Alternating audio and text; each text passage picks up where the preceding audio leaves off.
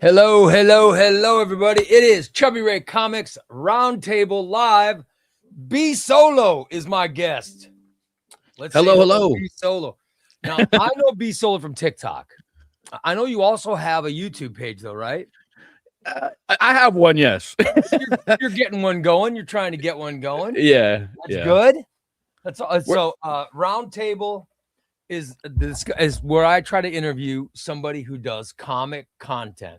Like myself, I love doing comic content. I love talking about comic content. I love talking about comics. And B Solo, I know that you are the same way.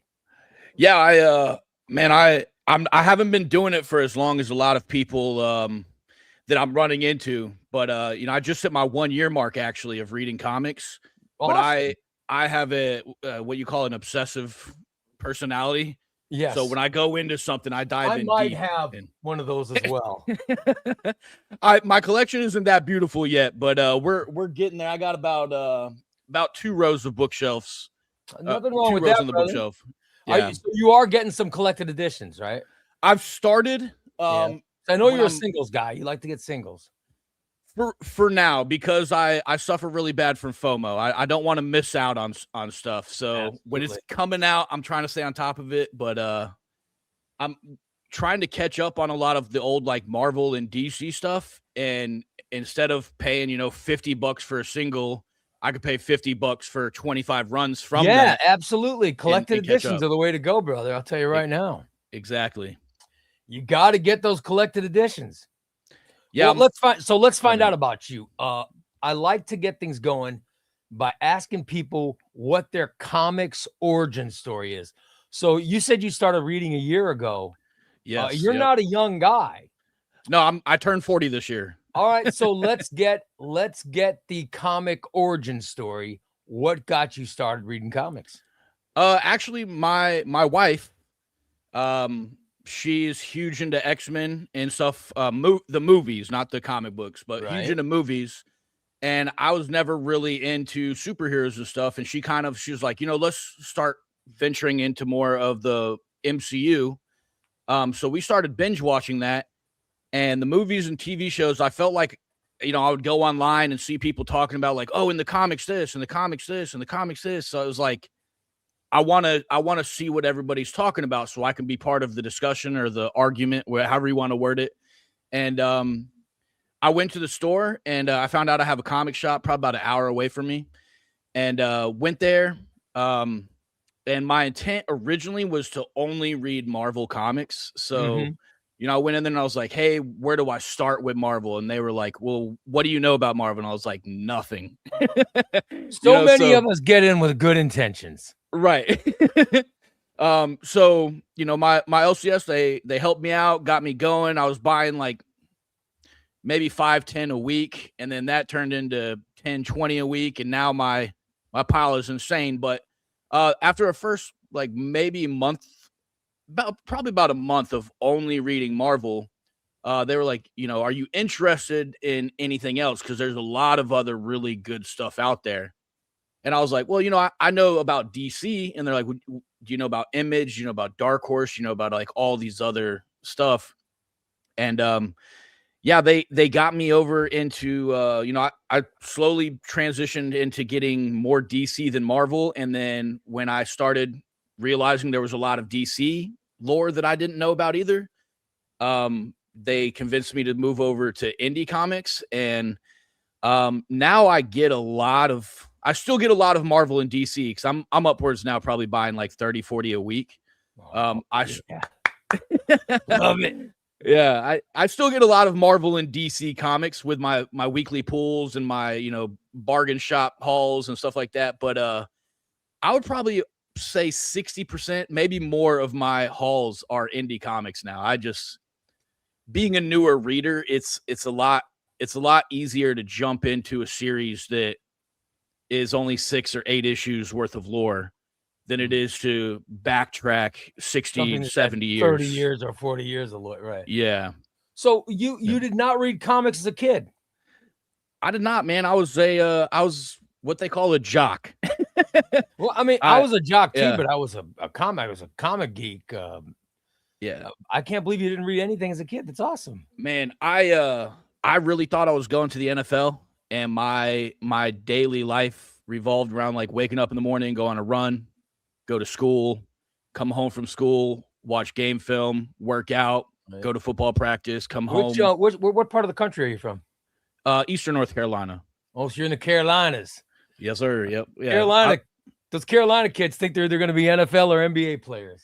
Yeah, everybody around here thinks NBA. Yeah, because I'm one town over from where Michael Jordan grew up. So there you go. Yep, really they all close. think that. Carolina, they're good dreamers over there. Oh yeah, yep. So you were a football player in high school, and you thought you were going to go. Did you play in college? I tried to play in college. Didn't make it, and instead of sitting at home, I joined the Marine Corps. And then, you joined the. You went in the Marines. All right. Yeah, I was. What year was this?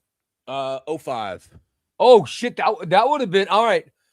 Now wait a minute. This is during the Iraq War, right? This is during the Middle East stuff. Yes, sir. This was 2005. Would have been that would have been Afghanistan. Yep, been there, done that. Afghanistan. You were in Afghanistan? Yeah, I went to Afghanistan, Iraq, Kuwait, Africa. I've been to a lot of different places. How many tours did you do? Just 3. I only deployed 3 times, but just 3. Yeah, I had a blast. I originally joined the Marine Corps to deploy. You know, I didn't want to sit here in the States and do what civilians are doing. Just wearing a uniform. So you were going to play football. You go to college to play football, and you didn't make the team, and you're like, oh, no. And then all of a sudden, it seems like this is right after 9/11. Mm-hmm. Yeah, 9/11 happened my freshman year of high school. I was at Lejeune High School. All right. When 9/11 happened, yeah. So 9/11 happened, and then a few years later, after 9/11, we decided to get into Iraq, but meanwhile, Afghanistan's still going on. Right. And you joined. That's why you joined. You joined because you wanted to join that movement. That's why you joined the service. Is that how it happened? Kinda. So, among many other reasons, you know, the reason I didn't really make it past high school in football is I didn't take school seriously. Oh, okay. So your grades were all right. This is a great. Yeah, I had a 1390 on my SAT, but my GPA was like a 2.7. So. Yeah. Okay, I get it. All right. Yeah. All right. So you ended up. Bottom line is, you ended up joining the service, right? And then you were deployed to. First one was Afghanistan.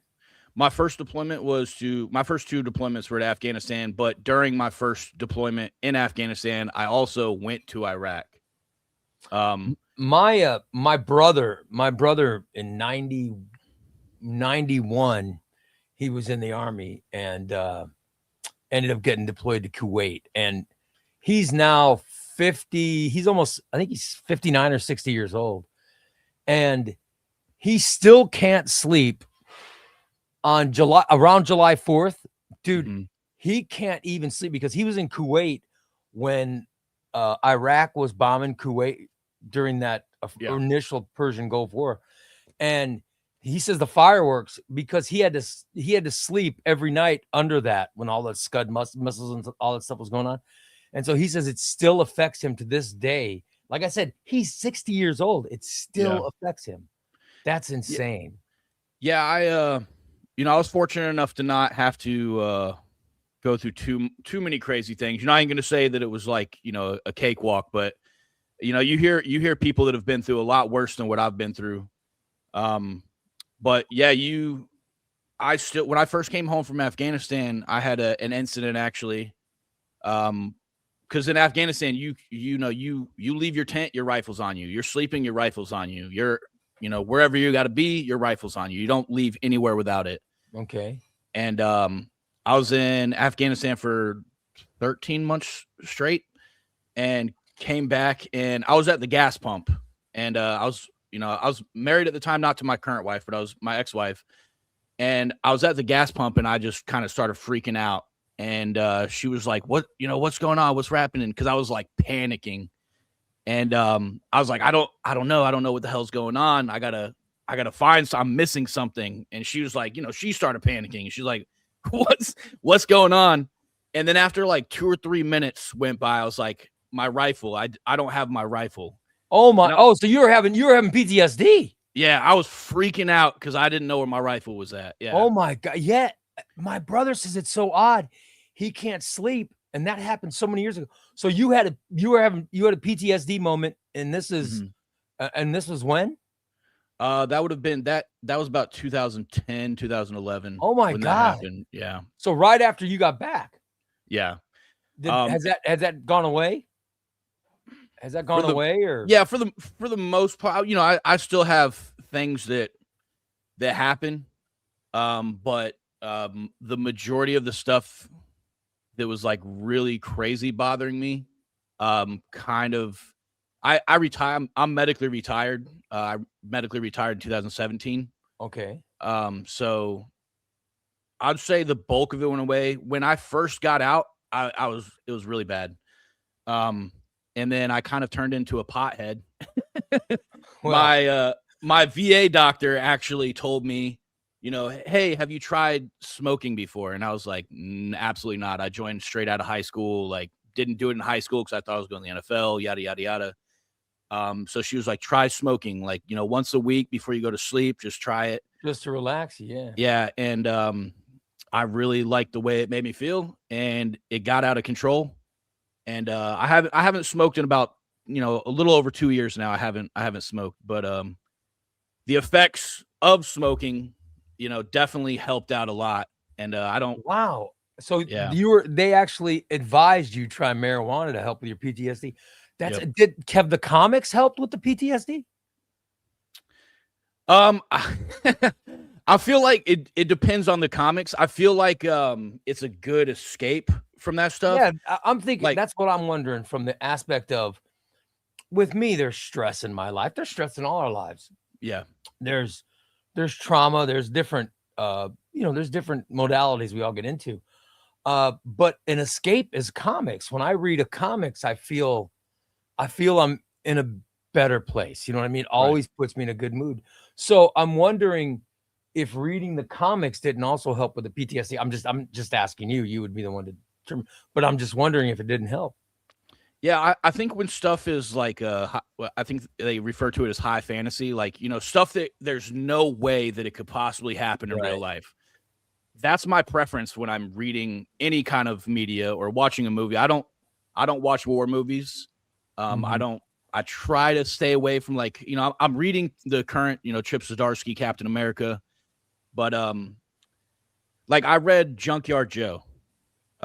Junkyard Joe's really good, man. And when I was reviewing Junkyard Joe, I could not stop crying for probably a half hour straight, just because, like, what he goes through when he comes back to the state, because that's something that really, I think, bothers a lot of people with PTSD, is there's always massive amounts of people that have never experienced what you're experiencing, but they're like, I understand. This is what I would do. This is what you should do. And it's like, you don't, like, my brain, my PTSD is not like a normal person's brain.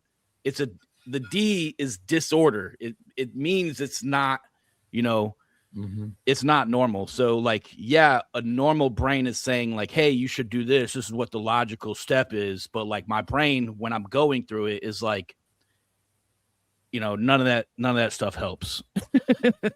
You see, B Solo, I was introduced to you on TikTok. You know what I mean? I saw this stuff and I said, I love this B Solo. He's obviously an old pothead who reads comics. I didn't know about any of this PTSD stuff. This is really, this is fascinating to me. So you ended up, I mean, I'm not fascinating as in, no, I meant fascinating as in I'm fascinated by this conversation. I want to make that clear. So you were medically retired from the service. You're suffering from PTSD. Even your doctors are advising you to try a little marijuana. So you're trying to get it under control. And then at 39 years old, Your wife suggests let's try a comic book. Yeah. And you got into reading comics at 39 years old. Okay. Yeah, Goomba Guy says, thank you, Goomba Guy. He says, this is really important for people to hear. I agree. 100% I agree. Because I think this is something I was talking about. My brother, 60 years old, he still suffers from this. It's crazy. Mm-hmm. I think people need to hear this. But you're saying, so you start reading comics and then you decided to start. What made you start talking about the comics on TikTok? I mean, at what point did you go, this is interesting? You know, you're reading the comics going, wow, this is interesting. I think I'm going to read this and talk about it. Yeah. I've been streaming for double-digit years. I love entertaining. I love making people smile and laugh. I love just giving people an environment. Like I've always tried to build a community around me of like-minded and different people. Like the more diverse the community, the better for me, because I feel like if you are stagnant in your life and you only hang around people that think like you're never going to grow. And I think it's important to continue growing throughout your entire life. So when I first got into comics, I didn't know anything about comics, and I kind of wanted to document my journey of becoming a comic book enthusiast. So I think I literally started recording myself reading and like collecting comics and stuff like a week after, 2 weeks after I started buying like my first comic. So like that first video that I uploaded on TikTok or YouTube, I think I upload everything to both, is literally like my introduction into the comic book world. And I just wanted to kind of document from like start so that people can have something to relate to. Like, you know, I got into this brand new. So, cause I get questions all the time, like, you know, what do you recommend from the 1990s? What do you, I'm like, dude, I'm pretty much just as new as you are. Like, I'm very enthusiastic about it. I love comics. But I wanted to document, I guess publicly document it, because that's one way of helping myself stay accountable, I guess. Yeah. Publicly document from start to, you know, wherever this takes me. So you, what was the first comic that you read? What was the very first one? Do you remember what it was and who the character was? The Incredible Hulk. Probably like issue 420, 430, 440, and not 420 is the joke because I just talked about being a pothead, but right. That's he just started issue 420. There you go. Of course he did. Yeah. And then so and you were, and that was the first. What else? What other stuff did you get early on? Blade. Oh, Blade. Yeah. Submariner. The Namor. Yeah. I think I really probably like my first 200 comic books that I bought were The Incredible Hulk. Wow. So when I first started buying and reading comics, because I haven't got into the collector side of comics yet. I know that's a big part of it. Everything I've done has been to read and expand my knowledge of, you know, whatever universe I'm reading about. I just enjoy reading it right now. I'll be damned. Yeah. Wow. By the way, Federico says, great conversation and life story. Thank you for your service. It is. Absolutely. I got to be honest. Yeah, it is. This went away. I didn't think it was going to go. Wow. This is something. Okay. So you're reading comics and you're liking the Marvel stuff first. Then you expanded DC. What was the first DC book you got? Did you did Image first? No, I went from Marvel to DC and then give me the Image. DC book that you got. What was your first DC books? I guess it was technically a DC and indie. I got the Batman Spawn. Oh, okay. Comic. And I actually really like Spawn's portion of that better. I liked the Spawn character better, but I still haven't got into Spawn, as odd as that sounds. But yeah, that, and then that kind of took me into Batman stuff. So Court of Owls, the original. Well, I don't know about original, but the Dan Snyder stuff. Scott Snyder. Scott Snyder's, yeah, sorry. Yeah, Scott Snyder, the New 52 run. The Court of Owls is fantastic. Have you read any James Tynion Batman? Not yet. You got to get Tynion Batman, dude. It's really good. Okay. I love it. By the way, Carl says he's a 12 combat engineer. He's attached to the A7 Air Defense Artillery, which changed to the 21 ADA. Wow, look at that. There you go. You're bringing up memories for people. The Army guy. I love it. Yeah, my brother would work on the Humvee. He somehow was a mechanic for the Humvees. Okay. By the way, JD says, what a pleasure. Glad I'm not the only non-childhood comics reader. How much were you in reading comics before you started saying, damn, I wish I'd have started this when I was younger? Day one. Yeah. I like we just discussed, I was actually I turned 39 into it. So I was 38 when I first started reading comics, and I was like, man, I literally have wasted 20 plus years. Yeah. That I could have been like I could have by now I could have known everything there is to know about something to do with, like, I could have read every Spider-Man comic or every and all right the now Spider-Man, all the X-Men, all the Thor, all the Hulk, all the stuff you've missed from these all the Daredevil, all these great characters. That's when I think of the years that I wasn't reading comics, I think of how much did I miss. Of course, now by getting omnibuses, collected editions, I'm able to I'm able to get some stuff. But I think of all the years I missed because we've only got so many years on this planet where we can read. You know what I mean? There's only so much time to read. Yeah. And you think, oh my God, how much time did I pass up where I could have been reading? Well, I plan on living forever, so eventually I'll have time to. Don't we all, my brother? Don't we all? So you've now read, and so now you're in independent books. First independent, I guess. Let's not count Spawn, but first independent comic that you bought. The Moon is Following Us. Oh yeah. Yeah, by Daniel Warren Johnson. Yeah. And it made me a huge Daniel Warren Johnson fan. And that led me into Ghost Machine. Yeah.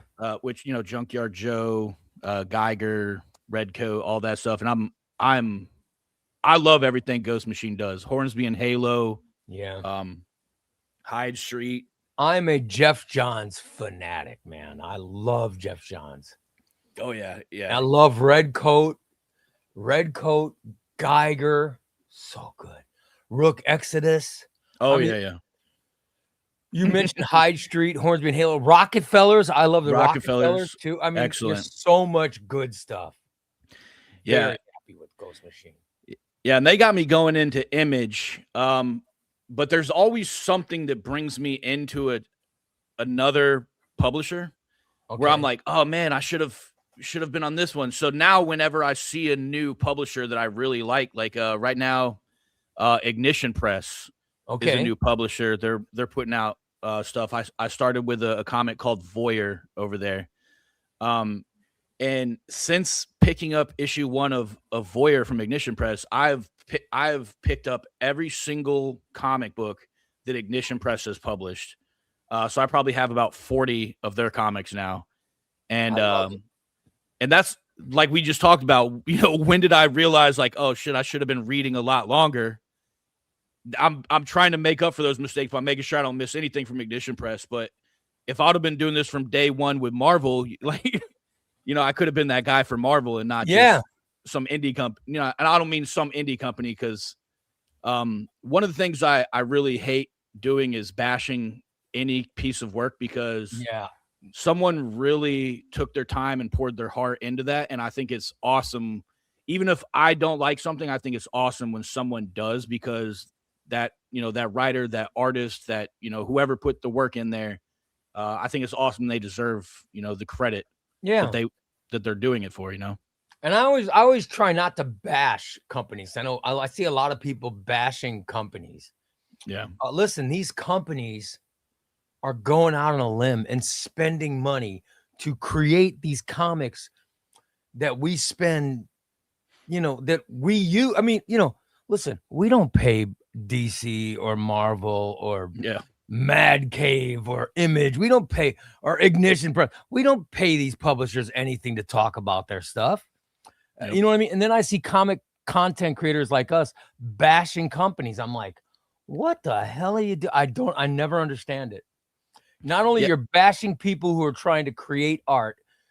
Art is subjective. Maybe you don't agree with it, but why bash it? Oh my God. Yeah. And I don't want to sound hypocritical, because there have been times where I read something and I'm like, and then I'm publicly like, I really didn't like this. This is why I didn't like this. That's fine. But I'm talking about, there are guys that bash, that say, I don't like blah, blah company. Screw them. I hate them. I will never buy a book from them. I mean, that's ridiculous. Absolutely. I just think that's ridiculous when you attack a company as a whole. I saw people that were mad because Marvel laid people off. It sucked that they laid people off. It does. But to bash, to say I'm gonna, I just don't get that. I don't understand. I don't understand the hatred for this company that is trying to, stay profitable. Yeah. I'll say, one thing I do really appreciate about the comic book community is you really run across more positive people than you do negative people. Absolutely. So even when me starting out, and I've always been honest. I've never, on day one, I wasn't like, oh, I've been reading for 20 years. I know everything about comics. I was asking questions, and that helped me go in, whatever direction I was heading at the time. Yeah, I think the first time our correspondence was, you did a video, and at the video you said, you actually asked a question. You're like, I just read this for the first time. Is there anything else like it or whatever? And I think I shared a comment. I said, try blah, blah, blah. And I think that's how we first started talking, was just texting or messaging on TikTok, going back and forth in comments. I love when I come across somebody like you, because you have read, you don't read individual issues, you read whole stories. And I feel like you learn more about the character and the series and runs when you can read issue 1 through 50 and not just, issue 1 and then 2 weeks later, issue 2, and then 2 weeks later, issue number 3. Cause there's like that gap in knowledge. Whereas when you're reading it all the way through, like in a compendium or an omnibus, it's just, everything's just so fluent and it sticks better. So I love running into people like you. How many long boxes you got now? I don't have any long boxes because I am limited. Short boxes? Yeah. I think I have 14. Oh, there you go. Look at that. 14? Yeah. Wow. And then I know you got some compendiums. Yeah. You were talking about, I saw you were talking about the Saga compendium. I remember that. Yes. Yeah. Saga, The Walking Dead. Oh yeah. I just bought my first omnibus, the Black Panther, Christopher Priest Black Panther run. Yeah. So that's still in the wrapper, but it's on the to be read pile right now. That's some good Black Panther. Good Black Panther, Christopher Priest. Well, because I started reading the Black Panther Intergalactic, and I know we just said I don't want to bash anything, but I really just wasn't a fan of it. So, ask the question, what would everybody recommend for Black Panther? And a lot of people said Christopher Priest. So yeah, when you say I didn't like it, that's not bashing it. I mean, like I said, it's subjective. You're not telling anyone else not to like it. You're just saying my personal preference was it didn't do it for me. There's nothing wrong with that. Yeah, I will very rarely tell someone you shouldn't read this. Yeah, very often, if I don't like some, I'll tell I didn't like it. Yep. And I try to if they ask why, I might tell them like the art wasn't it, the story wasn't there, this wasn't whatever. I don't think I've been reading long enough or looking at the images long enough to say I have a writer I won't read or an artist that I don't like or anything like that. But I definitely have some that if I see their name on it, like, you said you were Jeff Johns. Anything Jason Aaron publishes. Oh, Jason Aaron's great. Yeah. If his name is on it, I get it. Like, even if I don't know nothing about the work he's doing, I get it. You should get the Jason Aaron. I think the Jason Aaron Ghost Rider Omnibus is pretty cheap. You should get that one. Okay. That's a good Jason Aaron book. Yeah, a lot of people have been telling me his Thor stuff too. Yeah, oh my God, his Thor is amazing. You've never read his Thor? Not yet. I don't want to say never because it's on the to-do list. Yeah. Let me see. Hold on. Let me look. I want to see if I have any Jason Aaron Thor. Hold on. Because I might send you one.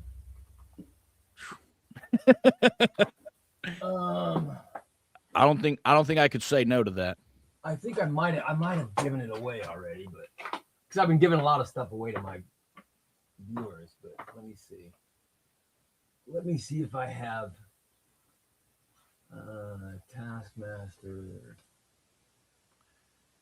Yeah, because oh, here we go. Oh, here we go, brother. I have the Jane Foster saga. Oh, I actually have that. Oh, you got this one? Okay. That exact same trade. I got that. Yeah, I'm gonna give this one. I'll give this one away. Let's see. I actually found that at we have a discount store here.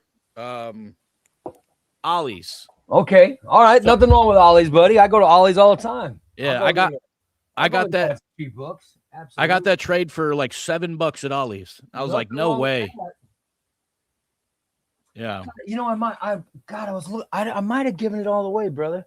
God, I would have been so cool. It would have been I would have looked like such a champ if I could have said, well, I'm going to gift you this, but I think I gave it away. Damn it. You're good, man. I'm just glad you invited me to come on here. This is like such a cool experience that, you know, a lot of people don't get to experience. So, well, I thank you so much. I appreciate it.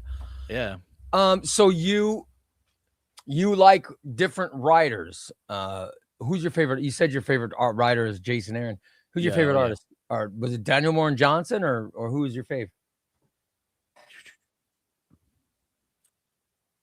I really like Daniel Warren Johnson. Kind of an odd one, but I can spot his art from a mile away. Scotty Young. Oh yeah. Let's see what else. Capullo. Oh, you like Capullo? All right. I like Capullo. I'll be honest, I haven't really like sat down and went through my comic book. Like, I have comic books where I read their art, and I'm like Skinbreaker right now is one of the current runs. And whoever the artist is in Skinbreaker, it's probably the most beautiful art I've seen in a comic book. And in the last year, I've probably read close to like 800, 900 comic books. Whoever the artist is in Skinbreaker, definitely has some top-notch skills. I hear about Skinbreaker all the time. I've never read it. Is that Robert Kirkman? It is. Okay. Yeah. I hear about it all the time, and I've never read Skinbreaker. The story itself is very minimalistic when it comes to the writing. The art really tells a lot of the story. Yeah. Which normally isn't my cup of tea. I like wordy comics. Right. And, some people are like, why not just go read a chapter book? But like, I love a little bit of art so that my mind goes to the same place as the next guy that reads it when they see the art. But I like the story to be told through words with a little bit of art help and not the other way around. Have you read like any Jim Lee art? I'm sure I have, but I'll give you an example of fantastic Jim Lee art. The Justice League, written by Jeff Johns, the Justice League New 52 run. There's the initial story is called Origin, and it is the Justice League coming together: Batman, Superman, Flash, Green Lantern, Wonder Woman, Aquaman.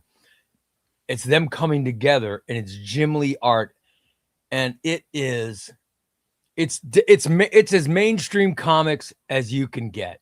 But I think it's a perfect comic. And I think everyone should experience it. I think everyone should experience Jim Lee's art. So remember Jim Lee and Justice League Origin is, that's a great book.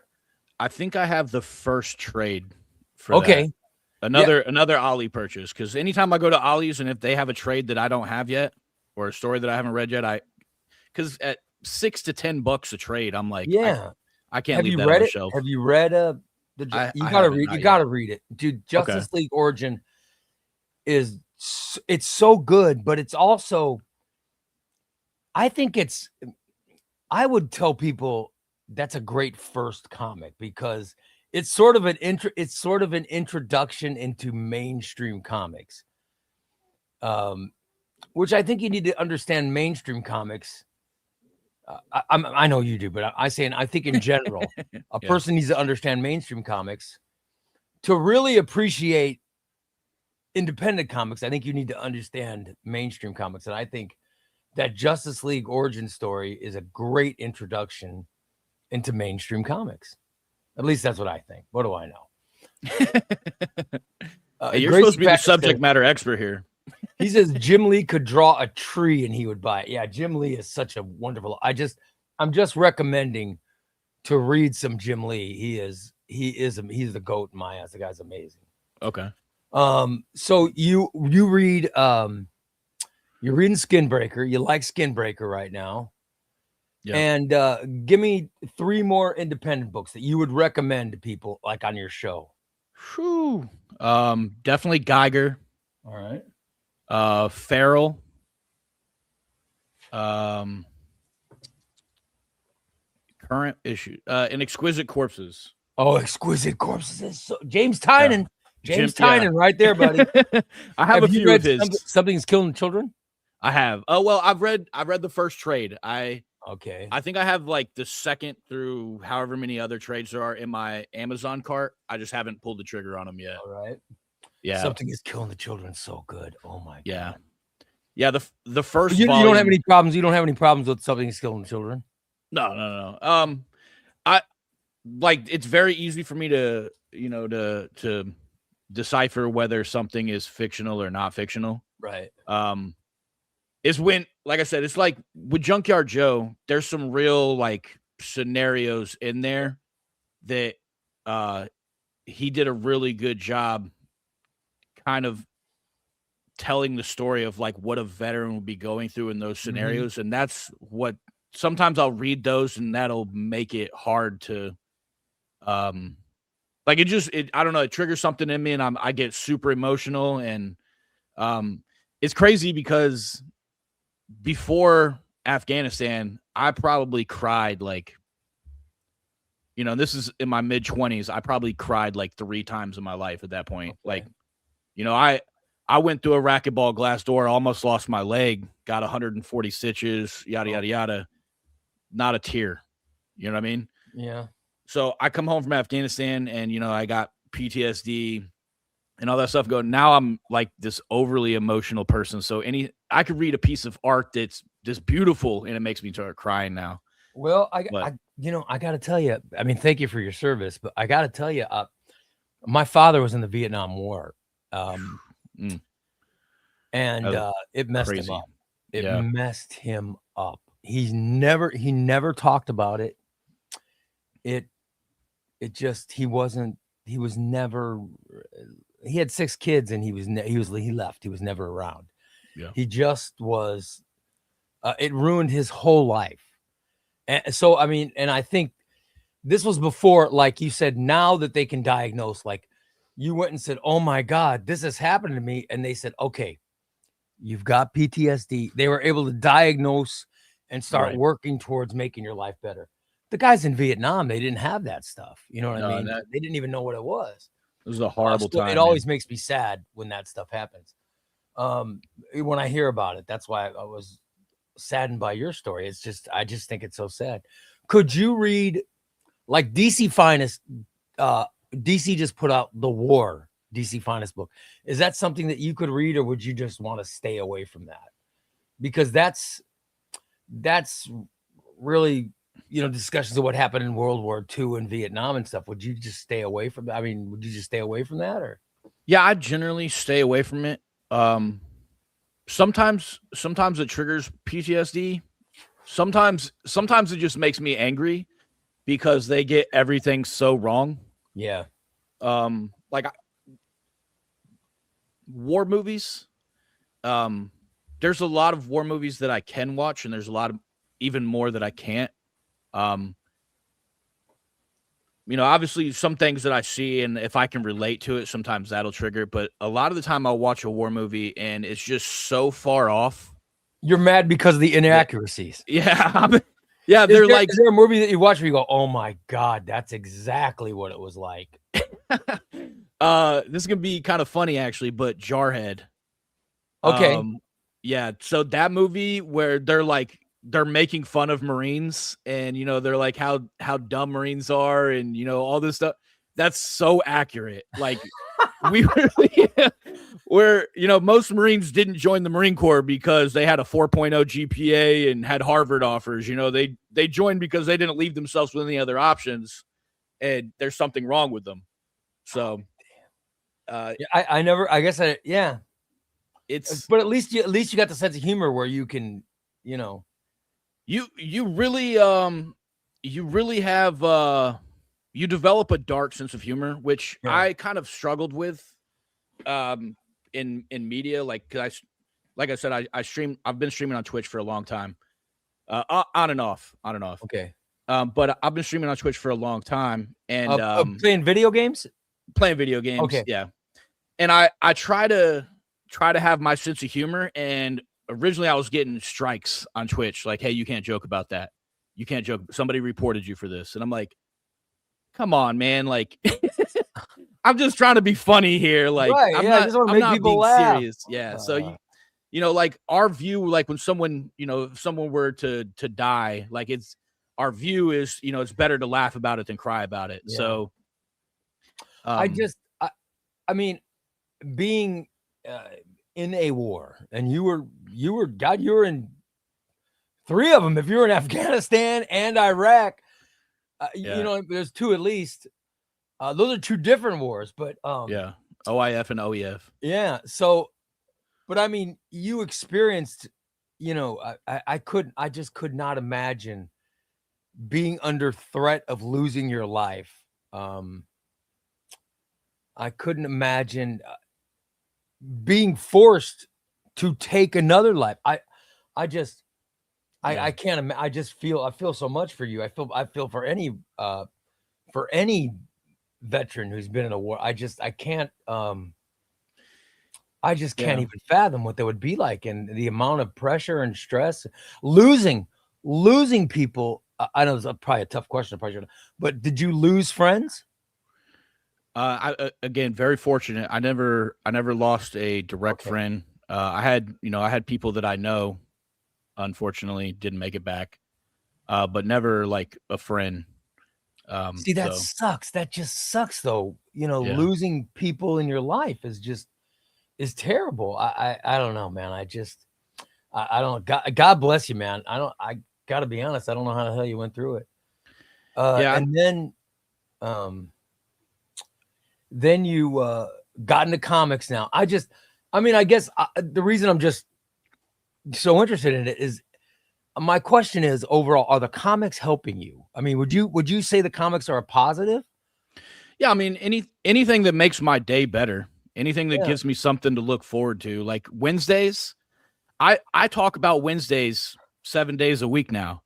Yeah, in the Marine Corps we called it, Sunday to Sunday, church to church. You learn that at boot camp, because at boot camp, Sundays are your breakaway from the drill instructors, because you get to go to church and they can't go to church with you. So, they're yelling at you for 24 hours a day, except for Sunday, So, and now instead of Sunday to Sunday, it's Wednesday to Wednesday for me. Cause like, even I come home, I'm recording my new comic book day video, and I'm like, what comes out next Wednesday? Yeah, absolutely, buddy.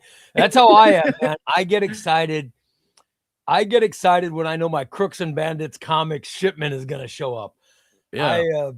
I have to count down to that shipment showing up, buddy. I love when I get my new books. Love it. Yeah, You start looking forward to it every week. What's coming out tomorrow that you're excited about? Absolute Wonder Woman. Every single issue of Absolute Wonder Woman has been fantastic. Kelly Thompson's really kicking butt in there. Yeah. I literally had my list up when you were like when I was waiting for you to come in here. Moon Knight from Mark Spector. You asked me who my favorite artist was. Devmalia Promnik. I love what he's doing with Moon Knight. Yeah. And one of the perks of being a comic book, content creator, he stumbled across one of my reviews of his comic book. And ever since then, I've had an open line of communication with Devmalia Promnik. Oh, that's awesome, brother. Yeah. Like right now, I could message him on TikTok, and within 24 hours, he would respond back. And I could ask him like, hey, what'd you have for breakfast? And he's so supportive of people that appreciate his art. And I love that kind of stuff. I think that's great. How many? Yeah. So you've had your TikTok for comic books up for, has it been a whole year or? Yeah. April 9th was my 1 year mark. Okay. Yeah. So how many followers do you have on TikTok? A couple short of 2,300 right now. That's all good for you, brother. That is fantastic.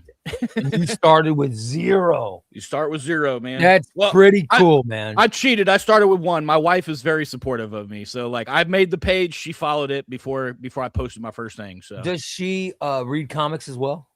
No. So she doesn't read any. She doesn't, but she is a huge, like I said, she's the one that got me into it because she is a huge MCU fan. Mm-hmm. So, and I wasn't growing up. I wasn't into like the whole superhero concept. That's what gets me is the fact that you didn't read comics as a kid. Oh my God. It doesn't make sense. Cause I was like I said, I was a jock, but I was like a closet nerd. Like dude, that was me. I was on my computer. Listen, I got a scholarship for vocal music, and I was fine with people thinking the scholarship was for athletics. I didn't want them to know it was for vocal music because I went to school in the 80s. Times were different, people made fun of you. So yeah, I had to hide my comic geekdom as well. And then being a shock jock, I was a shock jock for 30 some odd years. I had to hide my comic. My shirt was open. I think I'm Fabio. I had to hide my comic geekdom for 30 plus years from all the people who watched my shock jock radio show. So I know what it's like to keep it hidden. Yeah. But now I'm out and proud, and I love being a comic collector. Yeah, it's like I started watching anime probably my first deployment to Afghanistan. So I was 23, my first deployment to Afghanistan, and I'd never watched an anime before. And we were in the tent, and I had brought a hard drive with me full of movies to watch, but you have a lot of downtime like in between stuff. So I was sitting there and I ran out of stuff to watch, and I was a sergeant, and my lance corporal came over and he's like, "Hey, Sergeant, you should try watching this." And I was like, "What is it?" He's like, "It's an anime." And I was like, "I ain't watching that cartoon shit, man." He's like, no, you got to give it a shot, Sergeant. You got to give it a shot. I was like, all right. So I was like, pick your favorite one, and then, give me it, and I'll watch it. And I started watching it, and I didn't stop. Like, obviously I had to go do stuff in between, but like whenever I was in my tent, I was watching it, and then I got hooked. And I came back from my first Afghanistan deployment, and we went to Animazement, which is a local anime con here. And it just, my nerdom started growing around then. And then, my kids, all 3 of my kids are in high school now. And my oldest is definitely a nerd, and he's like, I won't say he's one of the popular kids, but he's definitely not like what nerds were when I was in high school. I'm telling you, I think, and by the way, I think that is fantastic. Oh yeah. I think, God, you know what? It makes me, I'm so thrilled that kids now can be themselves. You don't have to act like you're something different. Right. I like the fact that comic nerds can be a comic nerd. I like the fact that theater kids can be theater kids. I like the fact that gay kids can be gay. I love society. I love the way society is now as compared Exactly. because when I grew up, gay kids had to hide it. Comic geeks had to hide it. If you were good at drama or music or any of that stuff, you had to hide it. Like I said, now you get to be, now you can be proud. You can put it out there and everybody seems to support you. Yeah. People appreciate the real you now because there's no longer like when I go to the kids' school and I'm like looking around, there's not those like tight, like everybody trying to be like these three kids at the school. Everybody has their own thing going on. Yeah. Yeah. That's what I was, I was a team captain, middle linebacker for my football team. And, we were in the state playoffs every year. So like a good football team. And, if I would have told people on the football team, like, yeah, I go home every day and play Diablo 2, I'd have got beat up and they'd have stole my pads, Did any of you said you got kids, any of them play football? My youngest, so I coached football up until COVID happened. I coached them. And then when I quit coaching, they all kind of quit playing.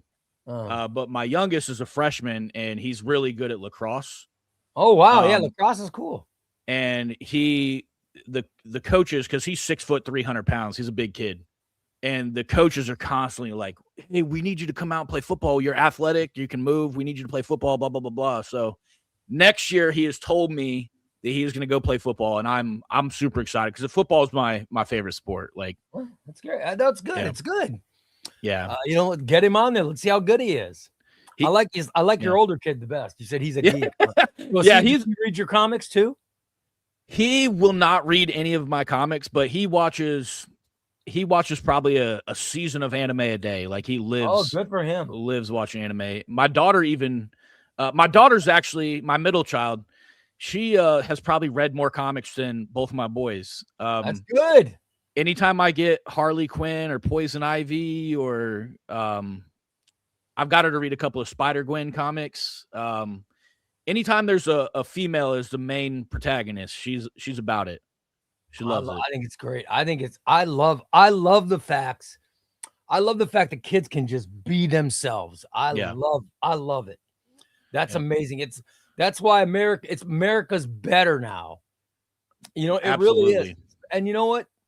It's because guys like you, man, you know what I mean? The sacrifice these guys made, it has bettered the country, in my opinion. I'm certainly not a fan of war, but yeah, I'm saying that, it has bettered the country. So thank you again for your service.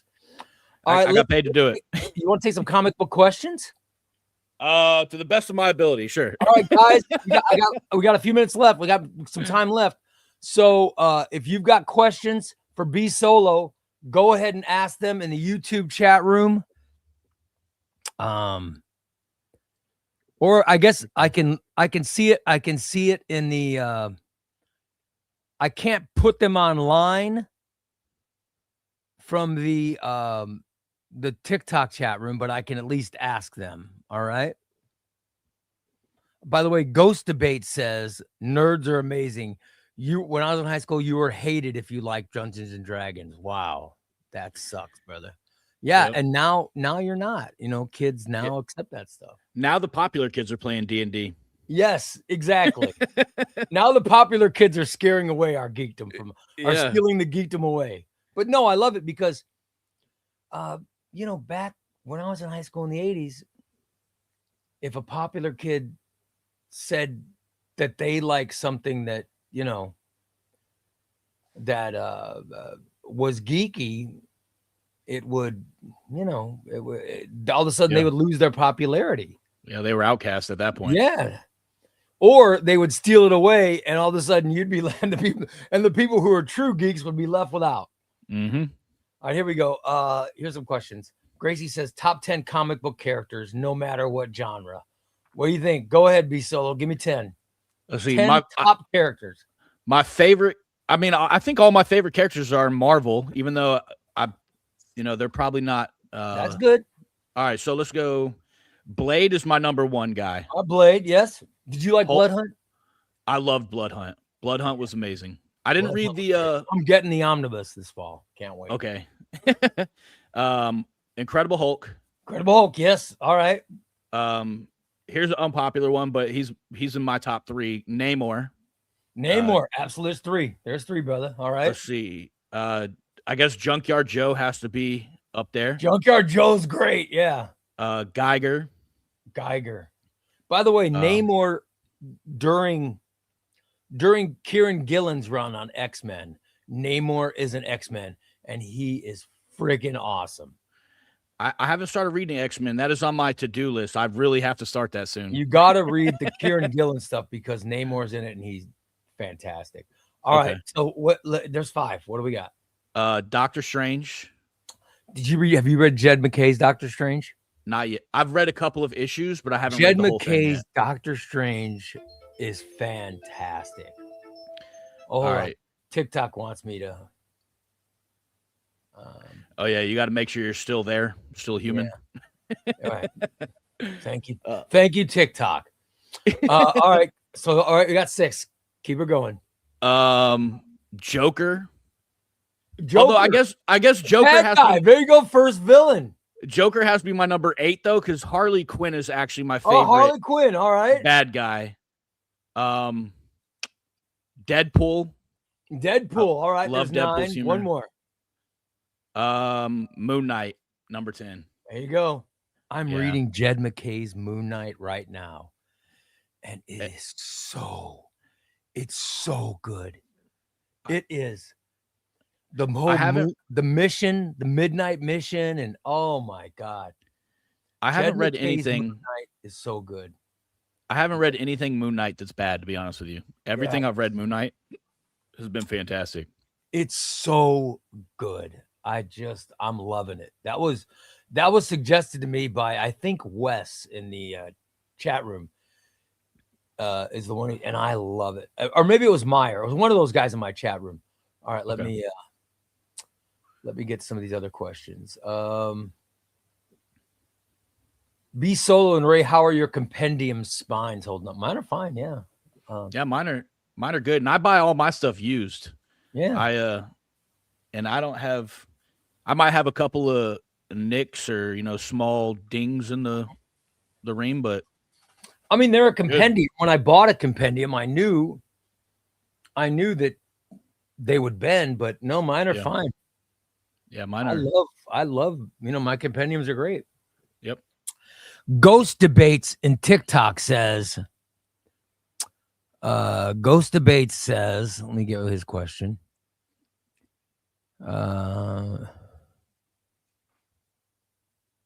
He says, is Jed McKay a writer you'd recommend? Oh, yeah.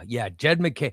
Jed McKay has the Black Cat omnibus, the Doctor Strange omnibus, the Moon Knight omnibus. He's written the Avengers. He's writing X-Men. Jed McKay has some of the best writing currently going. I love Jed McKay. From what I've heard, Jed McKay has the best X-Men stuff too. Yeah, he is. That's the new stuff. He's really, really good. Yeah. By the way, Jack Solo says, have you looked into Alan Moore comics or Jim Zub's Conan the Barbarian? I have read Alan Moore's Swamp Thing. Mm-hmm. And that is amazing. I've been told about Zub's Conan run. I have not read any of it yet. I don't know that I'm going to, honestly. I don't know if that's like my genre of comics. But I've never heard anything bad about it. So I had no interest in Conan ever, but somebody told me Savage Avengers. And so I picked up Savage Avengers and read it. And oh my God, Conan is in the Savage Avengers, and he is friggin' amazing. So I might have to rethink that then, is what you're saying. Yeah, I mean, it's pretty cool. When he comes into the Marvel universe, it's pretty cool. Okay. Let's see. DP says, be Solo. There's no wrong age or too late to age to get into comics or a hobby you're passionate about. Yeah, he's right. I completely agree, man. for the sake of the argument, I'm going to say this, and I don't want it to be taken out of context, but age is just a number. Absolutely. And if you're holding yourself back by saying I'm too old to do this or I'm too young to do this, then that's on you. Yeah. Because you should not, like, obviously at 40 years old, I'm not going to go sign up and play in the NFL tomorrow. But anything that's not physically limiting, there's nothing stopping me from attempting it, 10 years from now, 20 years from now. I'll say this. Saturday, I went out and raved, and we shut down the bar. Nothing wrong with that. I'm still doing it. I remember my 40s. I fondly remember 40. God, what I would 40 again. Jesus. Solo. You say you're a Scotty Young fan. This is from Carl. He says, I just got into reading I Hate Fairyland. Have you read that yet? And if so, what's your opinion of it? I have read the first 25 issues of I Hate Fairyland. I think it started off really, really strong. And I was reading it like consecutive because I just happened to get the first 3 or 4 trades.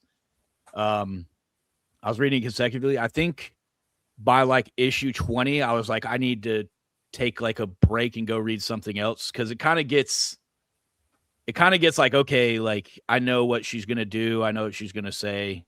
But I think it's a great series. I think I just burnt out reading it too much too quick. I've heard that the lead, she's got a great sense of humor, and you have to have a great sense of humor to get it. Oh yeah, yeah. JD says you read Immortal Hulk, best brick of an omnibus anyone can buy. It is a gigantic. Immortal Hulk is a gigantic omnibus. He's not wrong. Yeah. Yeah, when I was reading Incredible Hulk, I kept seeing Immortal Hulk, and I was like, no, I'm reading Incredible Hulk right now. I can't stray from the storyline. So I have not read. I have a couple of them in the pile, but I have not read any Immortal Hulk yet. It is good, man. Yeah. Listen, I'll show you. Watch. Hold on. Let me see if I can pick it up without injuring my back. It's a thick one. Oh, it's gigantic. All right, here we go. This is Immortal Hulk. Shoo. Look at the size. That's one of those 1,100 page comics. Oh, it's gigantic, man. This is I don't know. I think this is like 1,500. Let me see. I'll tell you how many 1,500 pages. If there's page numbers. I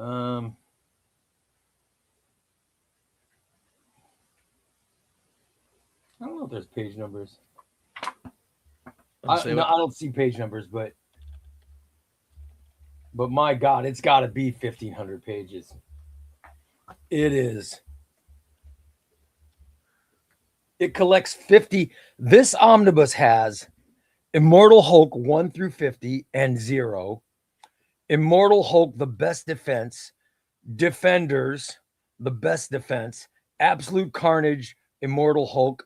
Immortal She-Hulk, King in Black, Immortal Hulk, Gamma Flight 1 through 5, and material from Avengers 684, and Immortal Hulk, Time of Monsters. That's all the stuff. That's like 70 issues in this one omnibus. It is. Yeah, I just Googled it. It says approximately 1,600 pages. Oh my God. That's insane. It is gigantic. I have read what is it? Realm of Monsters or whatever, that Hulk. I have read those. Awesome. Yeah. The new stuff by Philip Kenny Johnson's really good, man. Yeah. Mario says, B Solo, do you like Star Wars movies, cartoons, and series? What's your favorite Star Wars movies, cartoon, and TV show? Yeah, I'm a comic. Come on. I love Star Wars, and I'm gonna say this: Dark Horse makes way better Star Wars comics than Marvel. Really? Anything Dark Horse recent, anything that Dark Horse puts out, and this is just from 2025 and 2026, so don't shoot me. Everything that Dark Horse published last year for Star Wars, I bought and loved. I'm a huge Han Solo fan. Oh yeah. maybe because we got the same last name, you know, but I love that character. And I've even read some of the novels for Star Wars. Have you, let me ask you this. Have you read Jason Aaron's Star Wars run on Marvel? I have not. I saw it. Have you read it, and are you prepared for it? I'm trying to be prepared for it. You've never read it? Not yet. But I plan on reading everything Jason Aaron's ever touched. So I saw that Jason Aaron did a Star Wars thing, and I was looking for it. I couldn't find it for a discounted price, which is where I normally try to find my trades and omnis, because I'm a baller on a budget, you know. I'm already like, my new comic book day hauls are generally like in the $80 to $100 a week. Absolutely. So I'm trying, when I buy trades and omnis and all that stuff, I try to stick to when I can find them on sale. Hold on, I'm checking right now because I want to buy you. I want to buy you a Jason Aaron Star Wars. I'm checking the price right now. Yeah, I was gonna say, don't break the bank for me, man. I will eventually get it. I'm checking because, man, you have to. I mean, don't get me wrong. I love the Dark Horse Star Wars as well, but yeah, Jason Aaron's Marvel Star Wars run is I think it's the best Star Wars. Okay. And I love Star Wars. I think what Jason Aaron did is phenomenal. It's so freaking good. Yeah, the original trilogy, the original like 70s trilogy was my favorite run. And the one, I'm having a brain fart right now. The J.J. Abrams one? The newer ones? No, the original. Oh, I know you said, but I thought you were gonna. I'm sorry, it was my bad. I was trying to think of the one where the Ewoks are the main. Return of the Jedi. Yeah. That is my favorite Star Wars movie. Because Ewoks, when I first watched Star Wars back in the early 90s, that was when I fell in love with Star Wars, because the Ewoks were just so cool to me. Yeah, they were all. I loved Return of the Jedi. It's fantastic. I'm trying to see if I can find this damn Star Wars for a good price for you.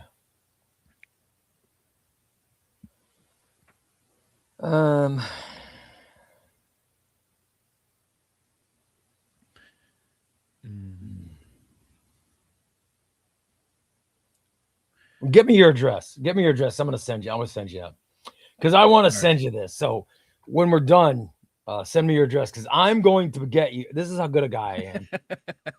I am going to purchase for you. I'm going to get Jason Aaron's Star Wars. Whew. Now I wasn't prepared to get gifts coming here today. Dude. Well, I'm going to tell you, you need to read it. Dude, you're a fan of Jason Aaron.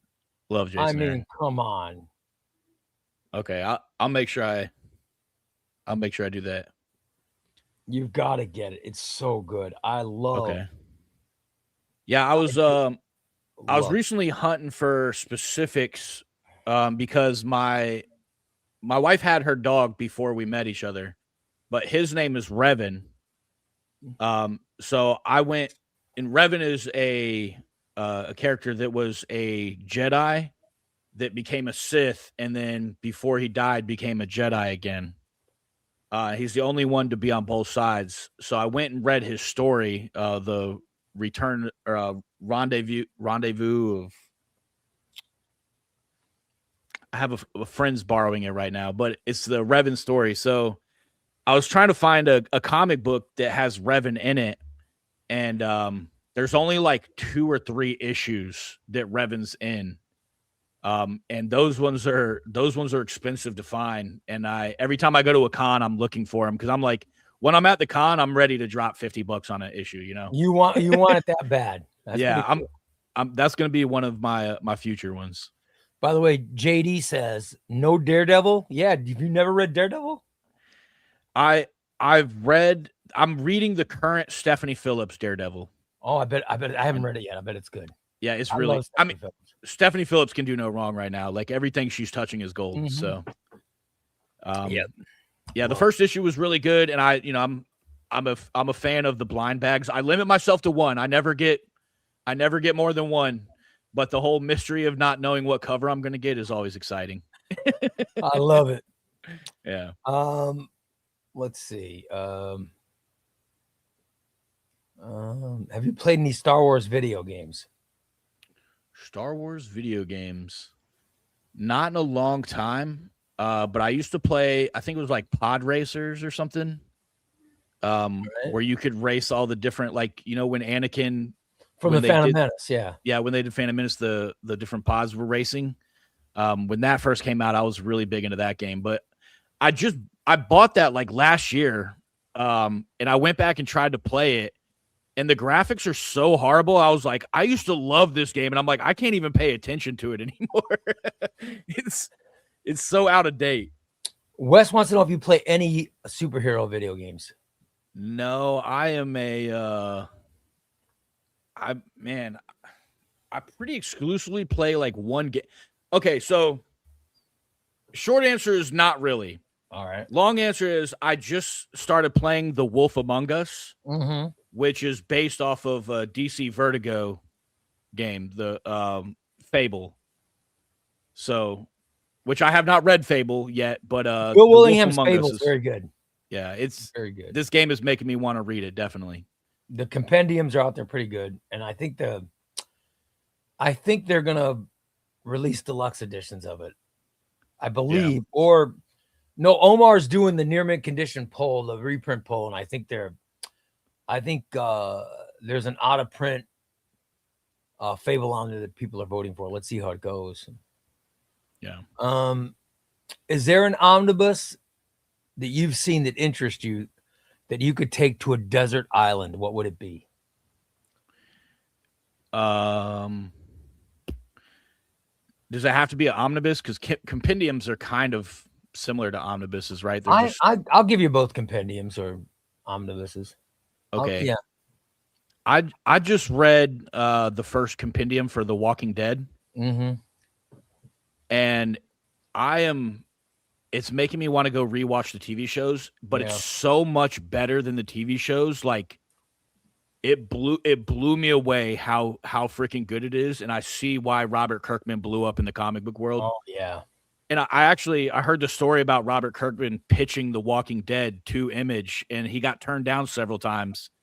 And he actually had to go back and lie and say that it was about aliens coming down and abducting zombies. And he did this whole huge crazy pitch in order for him to make it.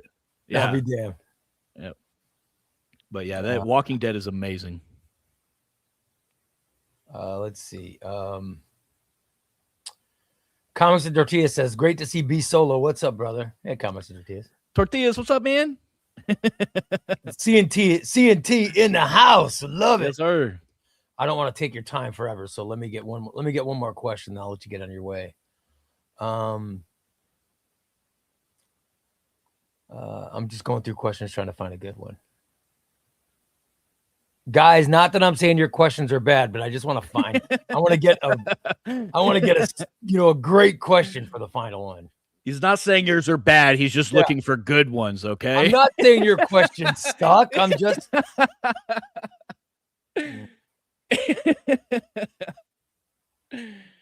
Oh, that's funny. By the way, Bear's Lair says, I think Star Wars errands. Yeah, well, yeah, but the modern Epic collections are still in print. That's what I'm going to send him, is modern Epic collection. Let me see. God, there's a lot of great questions, but I've limited myself.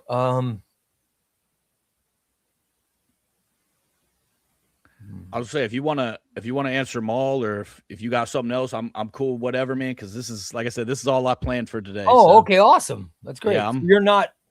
So I you're don't not. have a timeline. You're not crunching for time. Nope, not me. Because I told you an hour, and I hate to tell people an hour and have it go longer. Oh, you're good. Oh, that's awesome. Well, that's good then. All right, let me get another question, then we'll.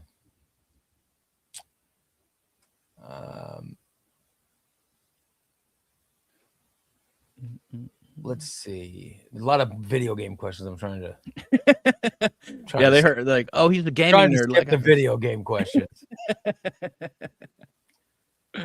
Yeah, it's a problem in my life too. Is I have too many hobbies. So. Yep. Gracie says, thanks for clarifying, guys. I have some Star Wars Legends stuff. Yeah, Star Wars Legends, all that Dark Horse stuff, and it's great. I'm just saying, I don't think you have to pick. The Marvel Star Wars stuff is very good, and I prefer the Marvel Star Wars stuff over the Dark Horse stuff is fantastic. Yeah, I love it. To clarify, like I said, well, you know, everybody knows I've only been reading for like a year, so most of the stuff that I'm reading is current. So out of the current like Star Wars stuff that's coming out, I have just really preferred Dark Horse Star Wars over Marvel Star Wars. I feel like Marvel is trying to build the storyline with the movies, and Dark Horse is more of like the legacy stuff. Being the Dark Horse stuff was original canon. Yeah. The Marvel stuff is actual canon. So that's the thing, is there's characters in some of the old Dark Horse books that are not characters in the Marvel books because they changed it all when Disney bought everything. You know what I mean? Yeah, yeah. All right. Telltale, the company that made Wolf Among Us, also made the Batman games. Oh, that's kind of cool. Yeah, I wish I could play video games. I get headaches. I can't play them. Yeah, I can't play first person view games. And I think that happened. I have a TBI. And I think that happened with my TBI because I used to be able to, but now if I play a first person view game, even third person view game sometimes, for longer than 30 minutes, I start getting really dizzy and I'll puke. So what was the game you played on Twitch? Right now I'm streaming The Wolf Among Us, but my normal go-to game is League of Legends. I think I have an addiction to it because I've tried to quit it so many times. It's like, you know, no matter how many times I uninstall it, I come back to it. So you said you stopped smoking pot? Did you weren't getting? Did you feel like you were getting addiction to it, or? I definitely have an obsessive personality. So when I start doing something, I go hard in the paint doing it. But I also have it doesn't make sense, but I also have pretty strong willpower. So like I just recently quit drinking because I started drinking too much. And I'm not an angry drunk. I don't do anything stupid, but but when I drank in excess. So like I'll drink until I ruin my own night, and then. So yes, I know the type. Yeah, but I mean, people would understand though. I mean, what you've been through, finding out about all this PTSD stuff, I think people would understand. Well, I don't like to give myself an excuse for anything that I do. And I hold my kids to the same standard. Like my daughter, a short backstory, my daughter has a learning disability.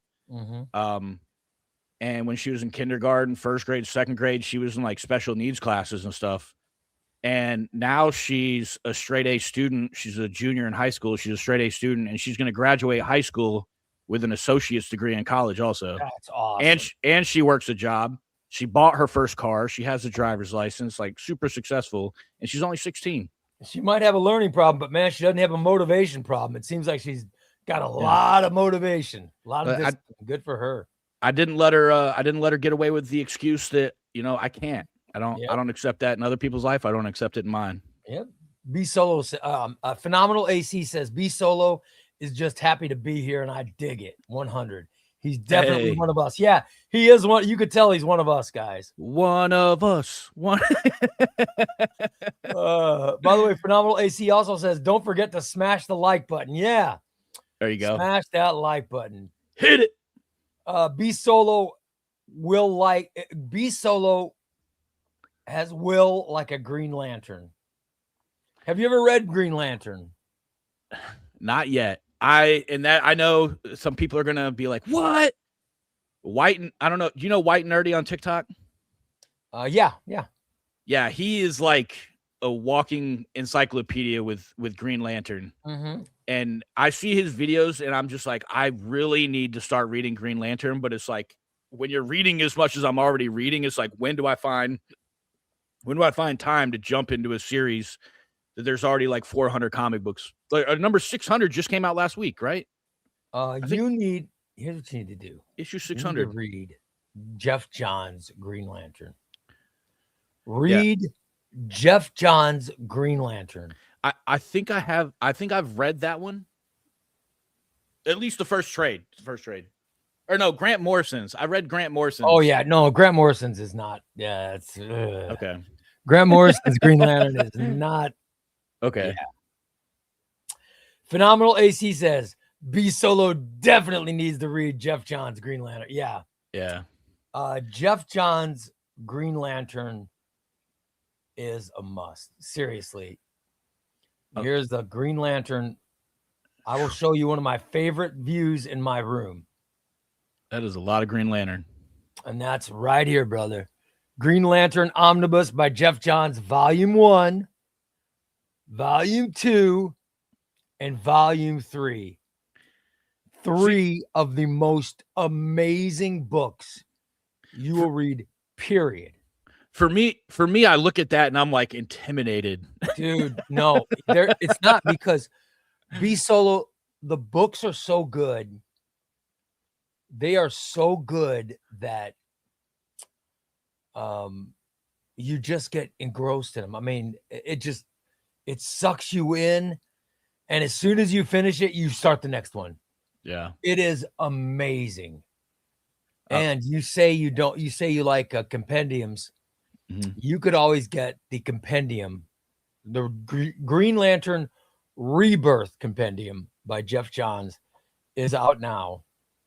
Okay. We got to get you that. You'd love it. You would love it. Yeah.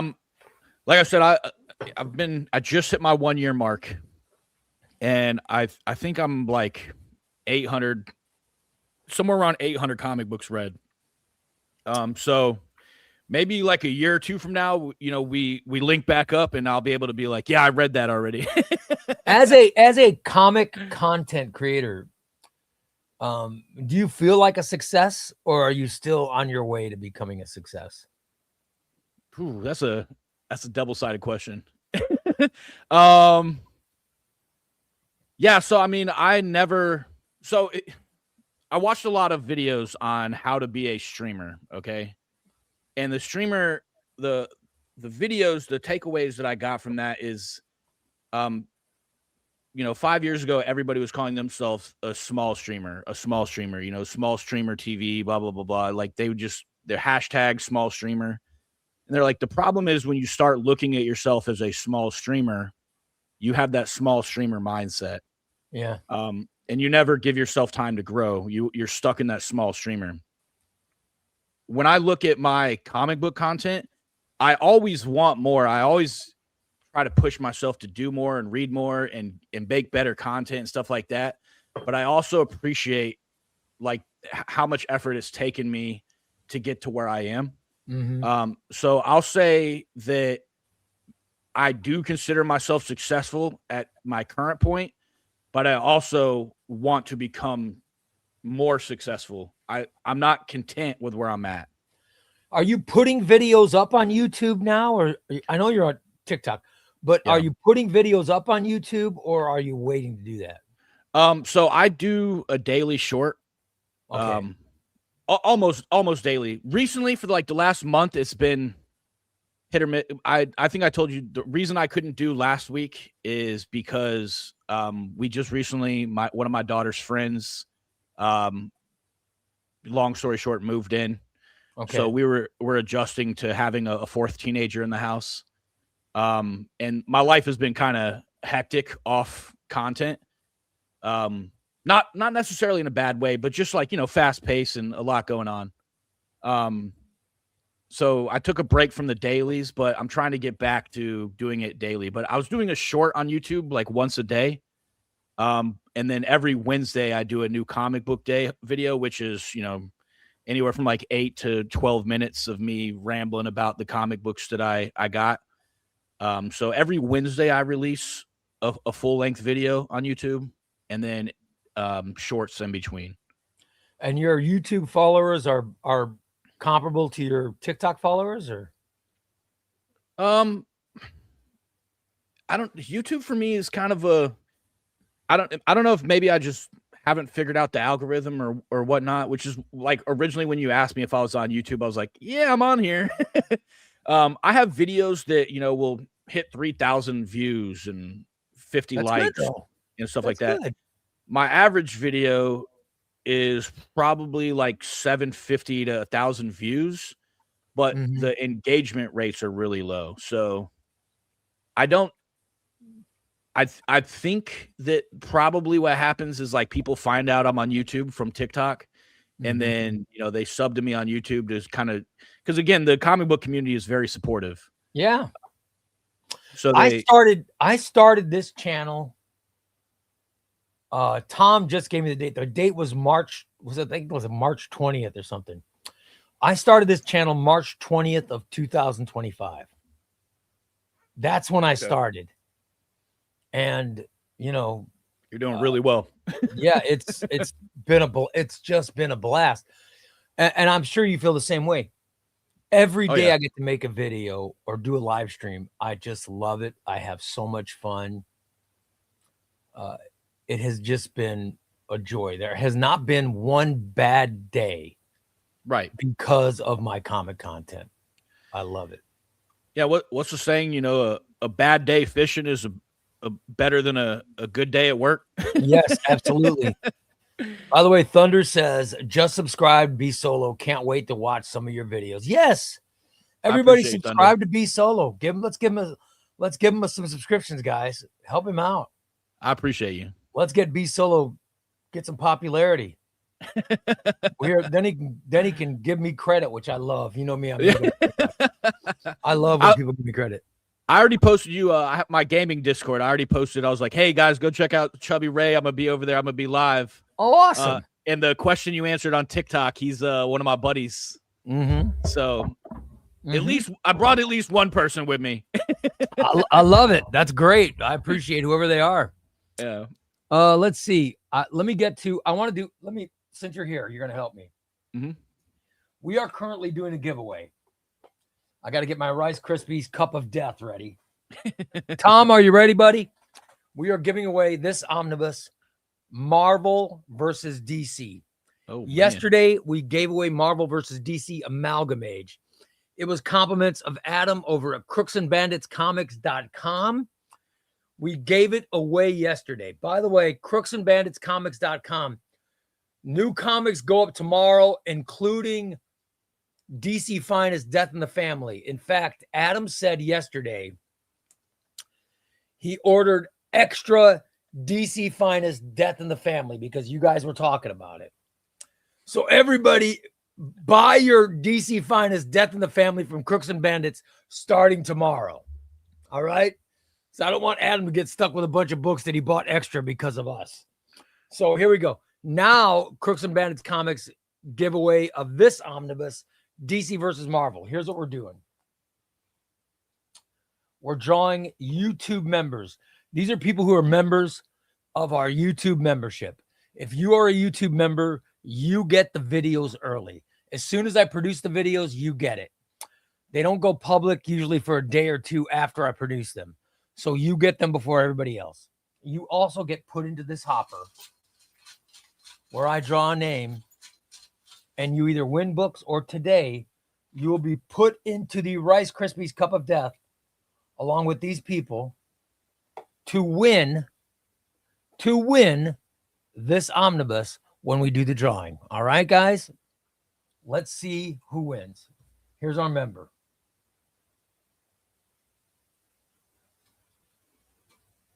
All right. Oh, I got one.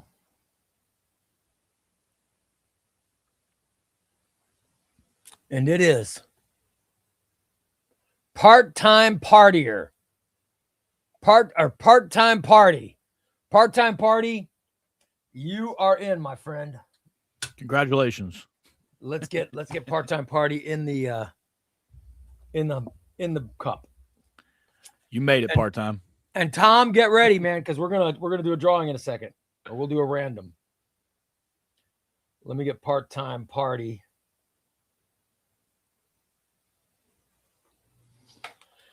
Part-time party.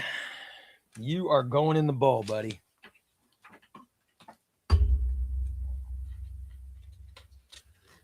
The Rice Krispie Bowl. The Rice Krispie Cup of Death.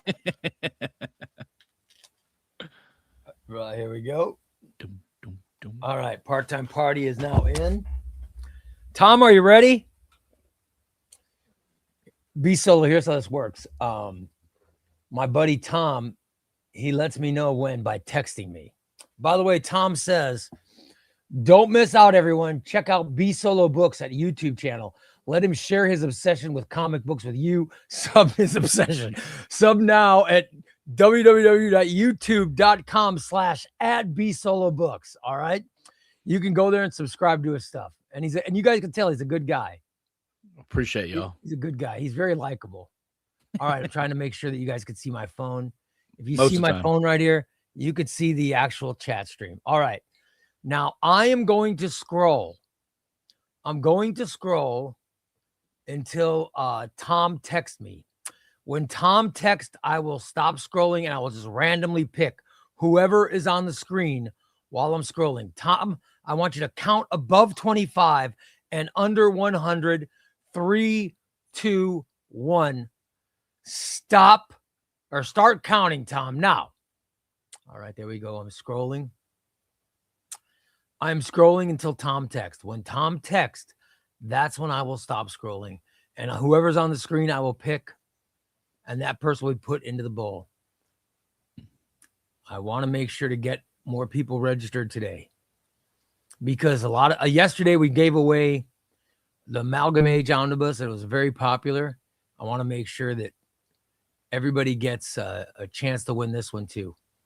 And then next week, guys, we're going to start the entries for the giveaway for the Spectacular Spider-Man by J.M. DeMatteis, the sold out omnibus. We're going to start next week is when we'll start putting people in the hopper for that. All right. I'm scrolling till Tom tells me to stop. All right, here we go. You'll see Tom will pop up on my screen. So that's how you'll know when the text is coming. I want B Solo though, because B Solo is new to watching this. So that way he's not confused. Is Tom a fast counter or a slow counter? Tom, it varies, man. Sometimes he picks. Oh, I think we got one. All right, let's see. All right, just got the text. Tom says, tonight's random winner doesn't just enter the Rice Krispies Cup of Death. They weaponize it. The instant they appear, every Rice Krispie fuses into a single trembling blob that's trying to file a class action lawsuit. The pit of eternal booger chairs didn't just eject them. It evacuated itself, condemned the property, and salted the earth out of sheer self-respect. Now the bowl is sprouting ecosystems that violate zoning laws. The air tastes like someone slow-cooked a mildew casserole, and the cereal is actively trying to tunnel out of reality to avoid being associated with this level of grime. The universe is already drafting a multi-volume incident report before their name even gets announced. And the name of the winner is El Gazebo Studios. El Gazebo, congratulations. And we will also enter whoever is under you and above you as well, or whoever's under you, above you doesn't get in, right? So it's whoever's in. All right. Oh, dang. Teasing them. No, sorry, guys. You should see. Oh, my God. You should see how we do that. You would not believe how we did the winners. We counted down the bowl yesterday to give the winner away. I drew every name. Every name I drew got thrown into the trash can, except for the final name. That person was the winner. El Gazebo. Congratulations, buddy. You get in the car. All right, who's underneath him? You're in there. Gallandowski. Is this Gallandowski's first one, or is it his second? All right, we'll see. Oh, he's got 2 names in the pot. Yeah, we had you can get as many as 4. Dang. We had a guy he got in 4 times. He still lost. That's rough. He had 4 names were thrown in the garbage. Oh no. See, this show's fun, man. We have a lot of fun on this show. Yeah, I'm having fun for sure. All right, Gallandowski, you're in, brother. All right, now be solo. Let's find out who didn't win. The person at the top. The person at the top didn't win shit. Let's get that person and figure out who he is. The first loser. Thunder. No. Oh, Thunder. I'm sorry, Thunder. ChubbyRay Comics announces you didn't win shit. Oh, brother. Oh, I'm so sorry. Better luck next time, Thunder. That's terrible. Good luck, buddy. Good luck to you. So sorry, Thunder. Oh, my God. By the way, Todd says, be solo. Are you going to Geektacular 26 in Greenville, North Carolina this weekend?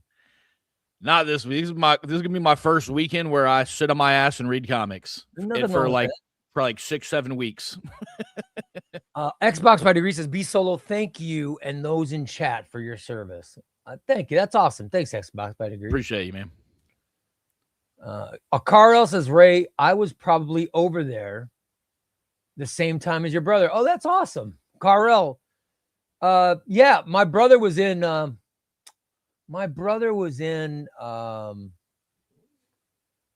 he was in Darfur. Like I said, he was in Darfur and he was a mechanic.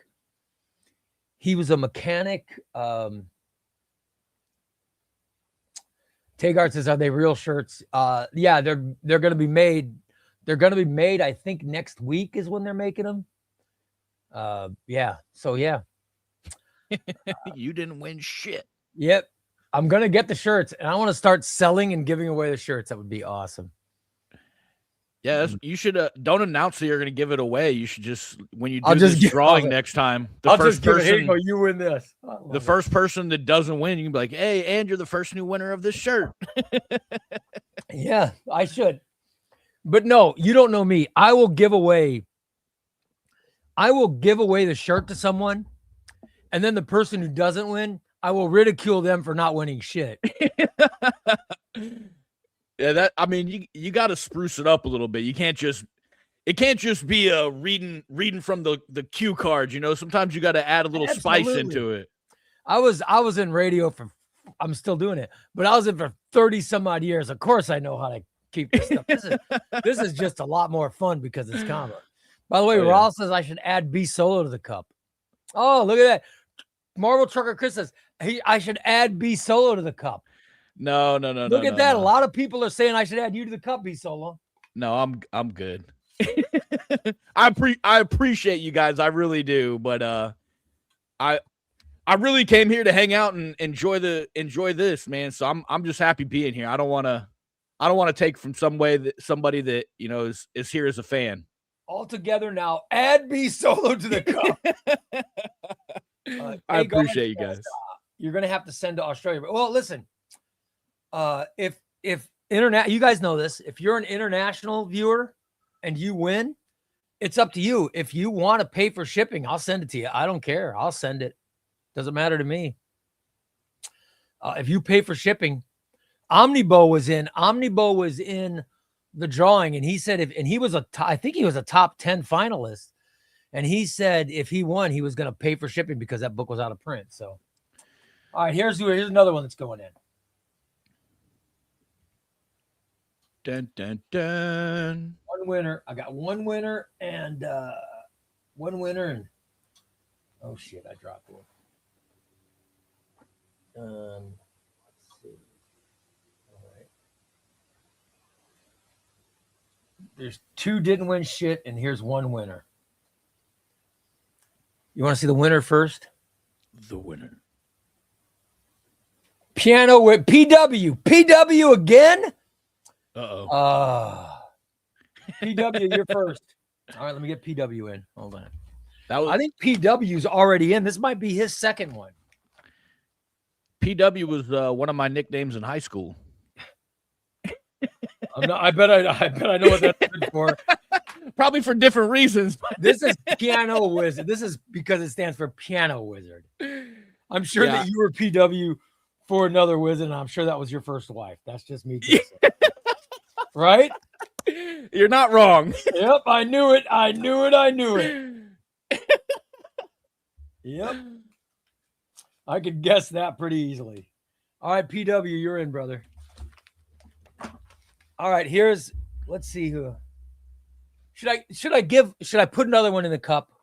Always. All right, here we go. All right, here we go. We're also going to put,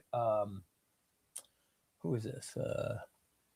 Aaron 007. Aaron, you're going in the cup, brother. All right, Aaron, you're going in the cup.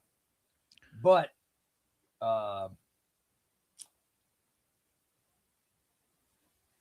whoever this is. Adrian Montanez. I'm sorry, Adrian Montanez. For you, I have to announce you didn't win shit. Oh, sorry, brother. Sorry, brother. Same with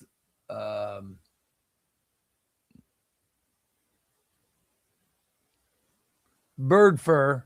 Is it Bird Fur? Or Bird Fire? Bird Fire. I'm sorry, Bird Fire. For you, I have to announce you didn't win shit, brother. Sorry. Happens to the best of us. Yep. Let me get Aaron in.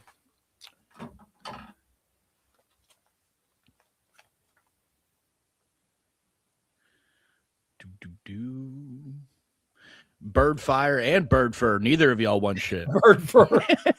Bird Fur and Bird Fire. Both you guys. Sorry. Sorry, man. Bird Fur, if you're here, you're not PW. You're just a victim, yeah. Actually, PW's in twice, so they probably want to be PW. Boom. All right. PW's not a bad thing, right? I mean, no, I don't think it's a bad thing. I'm PW now. I mean, I've been married to my wife for 30 some odd years. Carl says I didn't. He wants. I know you want that shirt, but I gotta get them made. There's a place called Miles T-shirts that's gonna be making them. So, you know. By the way, Tagard says, guys, since it's hard to get Marvel omnibuses, what are some good trades to pick up? I just got Wolverine's Revenge and Deadpool Daniel Way Epic. Might have also got a sneaky Mayfix Wolverine fig. That's awesome, brother. Where do you live, Tagard? Which city in Australia you living in? Because if you live in Melbourne, Omnibo works at a comic shop in Melbourne. His shop's got some pretty good stuff. But I don't know where you live. Yeah, that's crazy. You know people in other countries, and that they're He lives in Sydney. Oh, sorry, brother. Yeah. I don't know any place in Sydney, brother. I can't help you. Yeah, I'm sure that's a shorter drive than it is a flight to California. Yeah, man. It's unbelievable.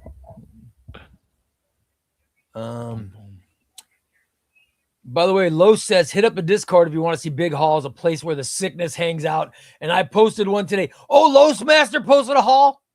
Hold on. I want to see it. I got to see the haul, B-Solo. Oh, yeah. B-Solo, you don't mind. No. And I see a lot of people, they do like, oh, I got new comics or new comic book day, but I did it 2 days late. And like, there's no late day to get new comic books. Absolutely. Let me get today's haul. Here we go.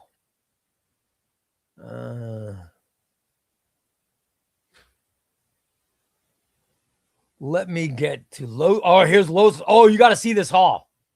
This is fabulous, man. All right, here we go. Everybody, this is Los's haul. You're going to love it. Los Masters haul. That's his dog, Spider Dog. Spider Dog is looking over Green Lantern by Jeff Johns compendium.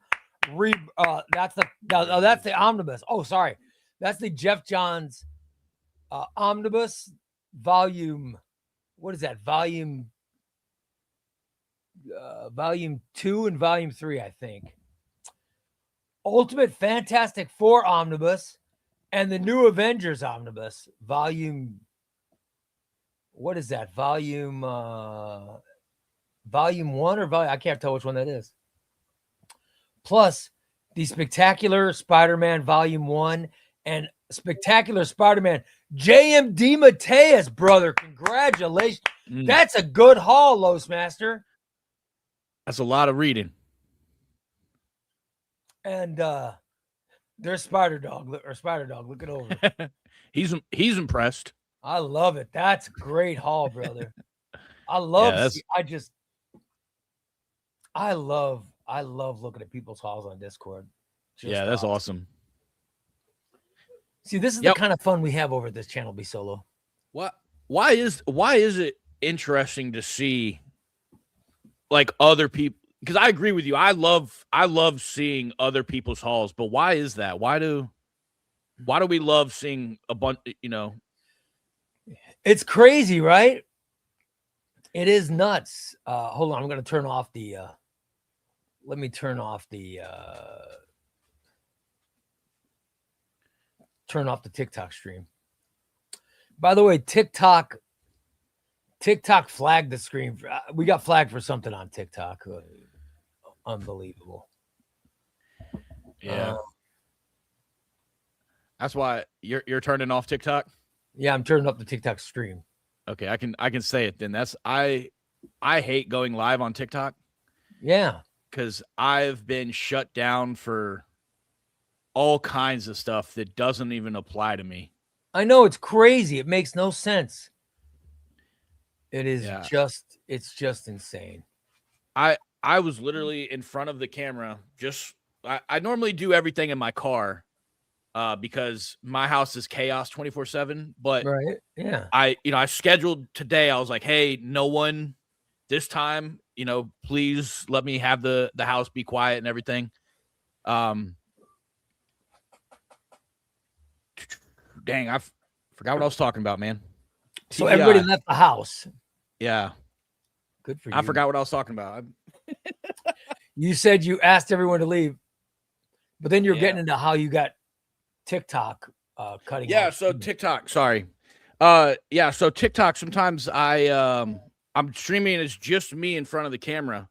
And probably about 5 or 6 times of my live ago, I was mid-stream and I got shut down for nudity. And I was like, I've been wearing a shirt for the last 2 hours. Dude, it's impossible. I try. I think I get flagged because they don't like my background, which I don't know what it is, but it's crazy. It is. I don't understand TikTok live. Yeah. By the way, Gracie says, I always like to know what everyone is reading and what comics they're getting. Absolutely. You know what I mean? Yeah. I love it. It's always fun to have it's a talking point. So you've read it or you haven't read it, and either way, it's a way to talk to somebody about comics. By the way, Aaron in the chat room, let me interrupt to say, Aaron, did your pulmonary embolism, did the blood thinners bring it down? Have they said you're safe to go home yet? I imagine you're still in the hospital. Get me an update on that because I haven't seen that. I see you're in the chat room. Whew. By the way, see you next Tuesday says, you know what would be an interesting choice? Putting an omnibus collection in the bathroom, because that's where I get a good amount of reading done. I've never seen a bathroom omnibus collection. I can't read an omnibus in the bathroom. Yeah. I like to read epic collections. in the bathroom or trade paperbacks in the bathroom. I can't read an omnibus. It's too clunky. You know what I mean? Yeah.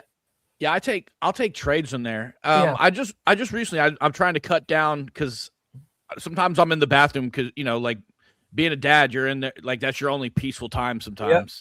So I go in there to to enjoy peace and quiet, and I usually take my phone in there, and then I'm in there for too long. So in order to try to reduce how much time I'm spending in the bathroom, I stopped taking my phone in there and started taking a trade in there.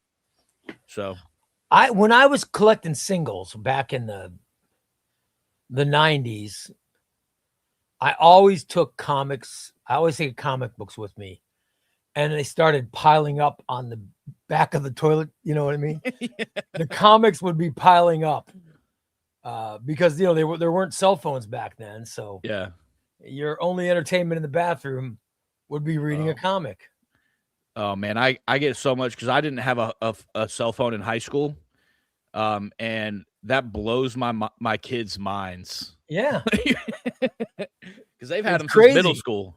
Yeah, dude, I did not have cable TV until I got out of high school. In fact, I didn't have color TV. I grew up poor, but I didn't have color TV until 1981. My grandparents lived in Chicago, and they had one of those big TVs, a big I forgot what they called it. It was just a big color TV, and they eventually decided to buy a new one. So they bought a new one, and they drove the old one down to where I lived in South Central Illinois, and they gave it to us as a gift. That's the first time that I got color TV. We had black and white TV before that. So it was 1981. I had never seen color TV until then. That's how friggin' old I am. That's how times were. I was out of high school before we could afford, and by the way, we couldn't afford it. My brother Rob, who's no longer with us, rest in peace. He climbed the television pole illegally. He and a friend of his were out smoking weed somewhere, I'm sure. And he found a bunch of coax cable, and they ripped it off from this junkyard.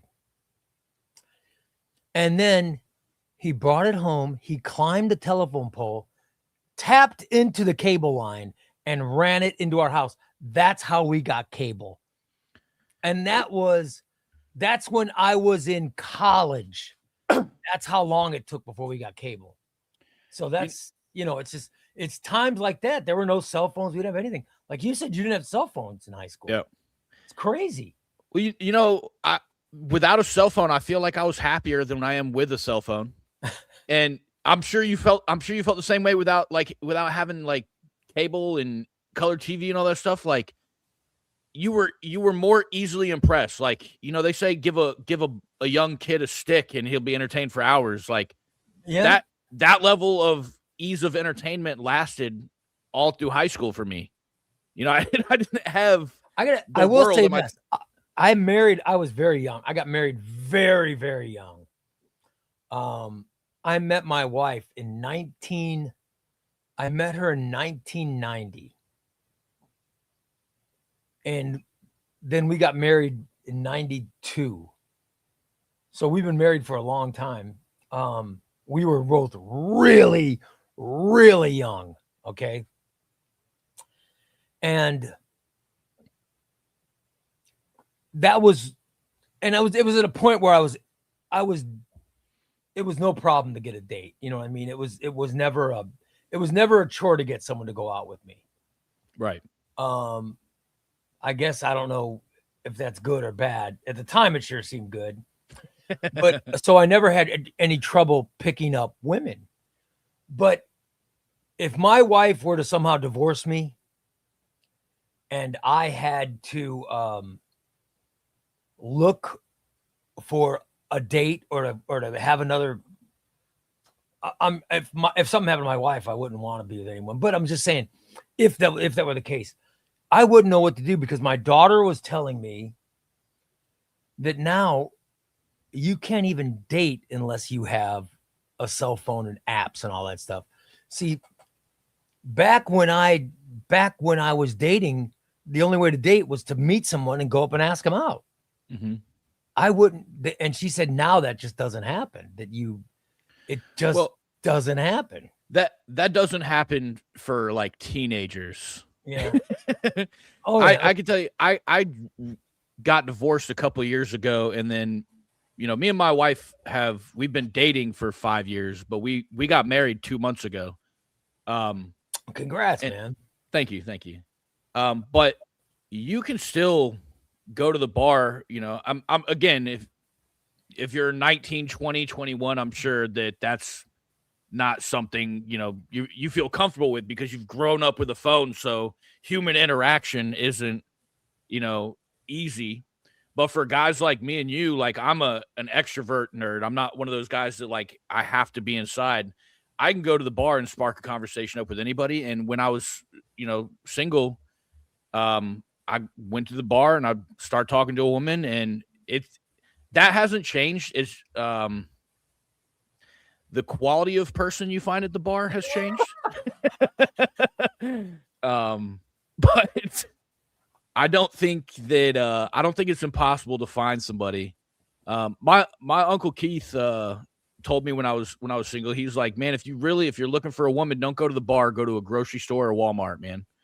Yeah, I would pick women up at the grocery store. I would pick women up at the mall. There were shopping malls back then. I was pretty lucky at the mall, but I got to admit, I was most lucky at the bars. By the way, Wes says I'm 23 and I don't know how to talk to people. Not gonna lie, yeah, because kids use apps. You know what I mean?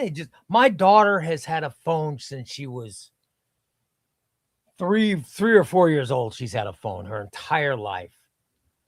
You know, hell, I was probably 30 when I got my first phone. So, you know, or late 20s,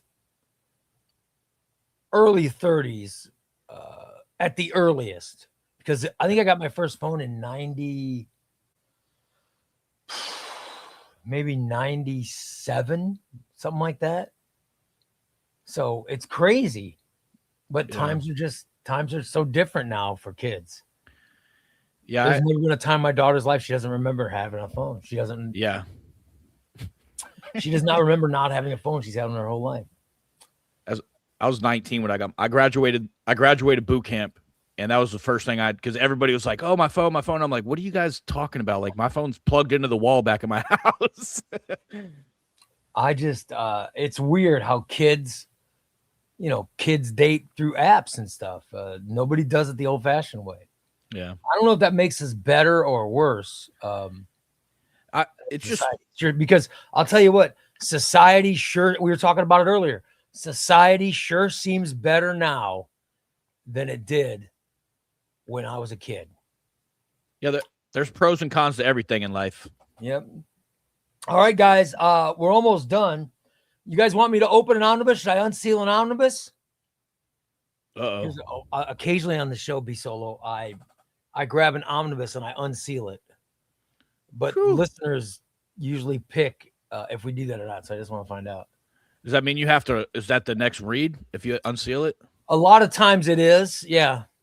Not always, but a lot of times it's what I read next. So I did Brand New Day Spider-Man omnibus. And then after I did it, after I read it, or after I unsealed it, I read it. And I was so glad I did because I loved that omnibus. Oh, yeah. Tom says, any update in the state? Let me take a second, everybody, because I got to tell you this. My friend Steve, who I created the Stain after. You guys know the Stain. The Stain is America's favorite superhero. The Stain, who got his powers when he used a porta potty that had nuclear residue on the bottom of it, and it got into his anus. The residue got into his anus and gave him superpowers. And with his poop knife. He defends the city of Springfield, Illinois against all evildoers. He's in the ICU. He fell yesterday. He went to go he went to this guy's house to smoke weed on 420, and he fell off the guy's porch and fractured his back. Last night he had to be intubated, and so I just want to send prayers to my buddy Steve. He took a turn for the worse today. So I'm thinking about him. So here's a picture. Here's Steve in the hospital. He's flipping you off, Tom. He's flipping you off in that photo. But yeah, that's that. I'm sorry. That was in the hospital. That was in the emergency room. He took a turn for the worse today, and now he's in the ICU. So prayers of the stain. Yeah, so I just wanted to mention that. That's rough, man. Yeah, he really is a great guy. Wes wants to know, are any of my Green Lanterns sealed? I do have a sealed Green Lantern. I have Robert Venditti Volume 2. You want me to get that one? You want me to open that one, B Solo? What do you think? That sounds like a good one to open up. Again, if it's the next one in the line to read. Yeah, it's the next one I have to read. Boom. That's a good excuse to open it up. Here we go, brother.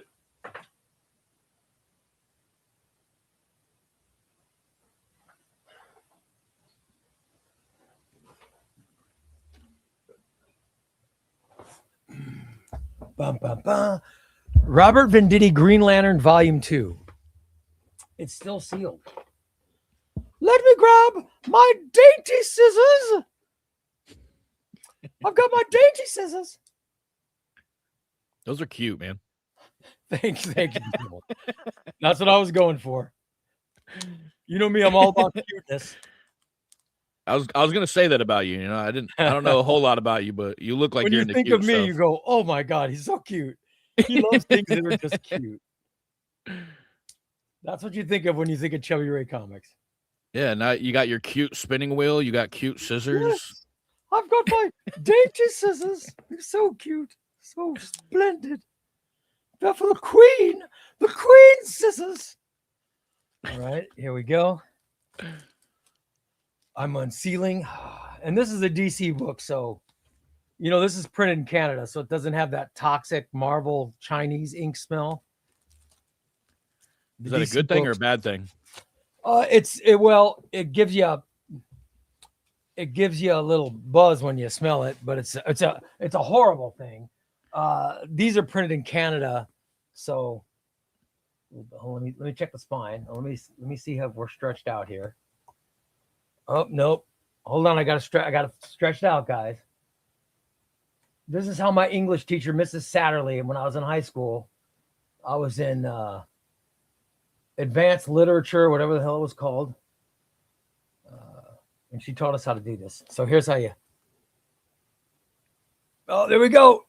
Oh, one side's falling. All right, one side's falling. All right, let's see if the other side will go. No. Let's see. Oh, there we go. Is it going? Is it going to go? Oh, it's going. Yep, there we go. All right. So Robert Venditti Volume 2. Let me get a look at this, huh? I see this has got Sinestro in it. Green Lantern. God, my Green Lantern books are so good. B Solo, you got to read some Green Lantern. Look at Sinestro. He looks like a badass. Yeah, I didn't know who Sinestro was. Lead it to my Green Lantern ignorance, but in the Sirens. Oh yeah. In the recent Sirens series. Well, not the one that's going on right now, but the last Sirens series that came out. Sinestro is one of the characters, and I was like, I don't know who this guy is. I probably look like an idiot in front of people that are big DC fans, and I'm just like, I don't know who this guy is. See, I think it's great that I think it's great that you are public about that stuff. You know what I mean? That's pretty cool, actually, because then people they get on your content and they teach you things, and I think it's great. I feel like I've learned more stuff from my content than the people watching my content do. Yeah, that's great though. Yeah. Oh, I love this art. It's fantastic in it. Who's doing the art? Oh, Ethan Van Skyver. Okay. EVS. Oh, he's in trouble. When was that published? What year? Like, what time frame is that? This came out at the end of New 52. Jeff John's run was taken over by a guy named Robert Venditti, and his first two omnibuses are the end of the New 52 run. And then the third Venditti omnibus is going to be Hal Jordan and the Green Lanterns, which was his rebirth run. Dang, following a Jeff Johns run, that's got to be... Exactly. I couldn't imagine how tough this was, but he's pulled it off. His stuff's good. His stuff is good. It's not as good as Jeff Johns, but then again, whose is? You know what I mean? But I think his stuff is entertaining. Yeah, that's awesome. Just looks great. Oh my God. All right, that's what I opened. All right, guys, what do you think? Let's do one more giveaway, then let me get out of here for today. By the way, if you are a member of ChubbyRay Comics Patreon, which is just $1 a month. Now you can choose to give more. There's some, if you just want to donate money, they're higher tiers, but you certainly don't have to. You certainly don't have to do those. All you need is to get the $1 tier. I'm currently giving away Daredevil Epic Collection Concrete Jungle. This is a fantastic. This is volume 7 of the Daredevil Epic Collections. It is Daredevil fighting some of his most known villains. It's got all that early Daredevil wackiness and greatness. By the way, Daredevil is one of the greatest heroes ever. Look at this great art in this thing. Oh my God. And this is Gil Kane art. Man, it's really good art. And it's got guest stars like Namor. And it's got Black Panther. Oh my God. Daredevil books are so good. Early Daredevil is just fun. So this is what I'm giving away. If you are a Patreon subscriber, all you have to do is go to the post where I put Patreon giveaway. You can find my Patreon at ChubbyRayComics.com. Find my Patreon, sign up for $1 a month, and go ahead and put a comment. If you put a comment in, you are eligible. We'll put everybody that puts a comment will go into a spinning wheel, and we'll hit the random spinning wheel, and we'll pick one winner. And we're gonna do that Patreon giveaway at some point middle of next week. So unless there's a buttload of comments, I'll do it like Saturday. So it's either going to be this Saturday or it will be middle of next week. I have not got a certain date for it yet, but go there, comment, join the Patreon, comment, and you can win the Daredevil Epic Collection. I'm going to put up some reviews on Patreon, but I'm trying to keep the last post to be the giveaway one. So that people can join. All right. So join, make your comment, and we'll give that away soon. All right. Let's get some more people. Let's get more people in the Rice Krispie Bowl, and I'm gonna wrap it up. And B Solo, I want to thank you for hanging out. You only promised me an hour, but I thank you for just hanging out and just having fun for the last hour. Yeah, I appreciate you letting me be here, man. I'm like you just said, I am here. I'm having fun. So like it ain't a chore at all. Good time, right? Oh yes, sir. I just dropped. I'm enjoying the show. My video, my face is up here watching the show. All right. This is what all your fans look like. Absolutely. All right. Is that Adam? Adam can't win, guys. I'm putting Adam back. All right. Here we go. Here's who's going in. Meyer. All right, Meyer, you're in, buddy. Meyer's going in. Sean Rice is going in. Sean, you're going in. And Endless, you're going in. All right. So you three guys are going in. And then we'll do one more random one and then we'll wrap it up today. Tom, get ready. We're going to do a random one in a second. As soon as I get these guys added. All right, let's do Marvel's been pitching for me all night. I appreciate you, Marvel Trucker. He's a good guy. He's a good guy.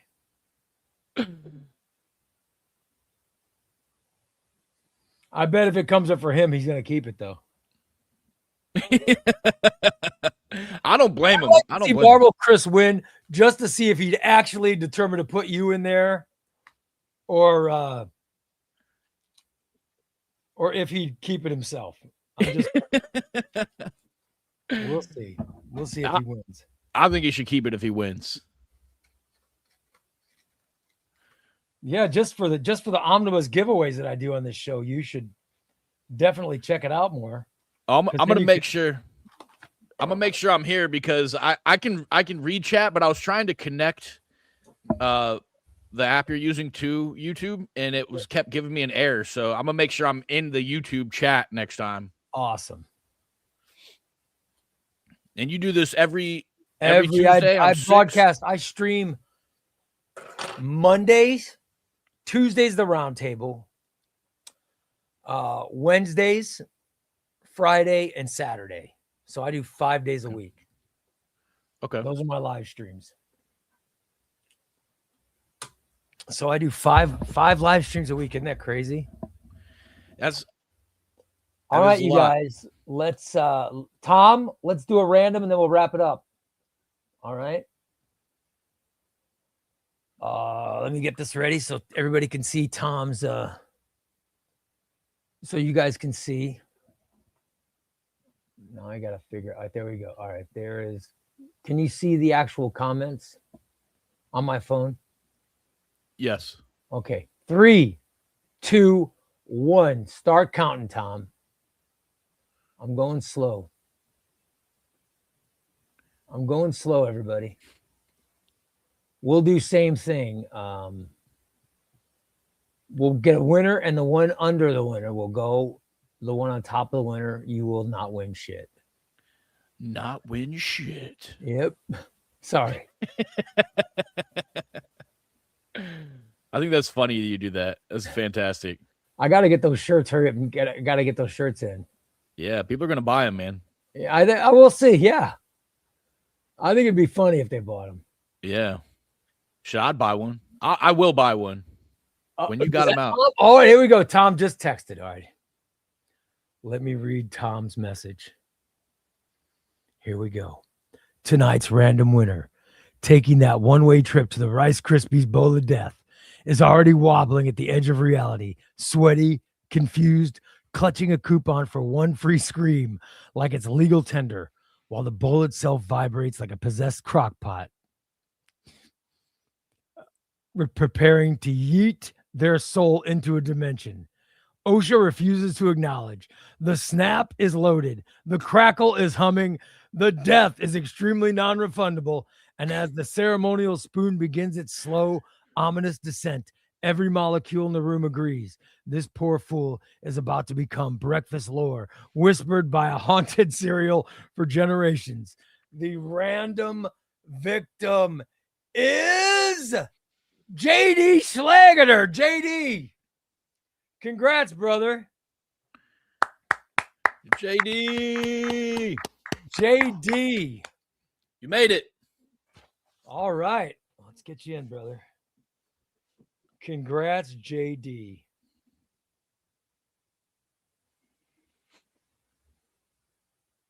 And to answer that question, JD, I don't think I've read a whole lot of Dark Horse.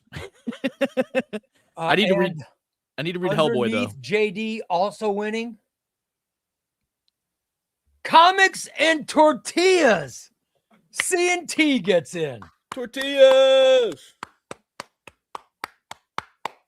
My boy C&T, who also has a great TikTok channel. Yeah, I love him. And he's got a YouTube channel he's trying to get going. We love C&T. C&T guest hosts this show sometimes. Awesome. Whenever he doesn't think he's too good, but he's too famous for people like us. Yeah, he's too famous. All right, let's get these two in. All right. And oh, this sucks.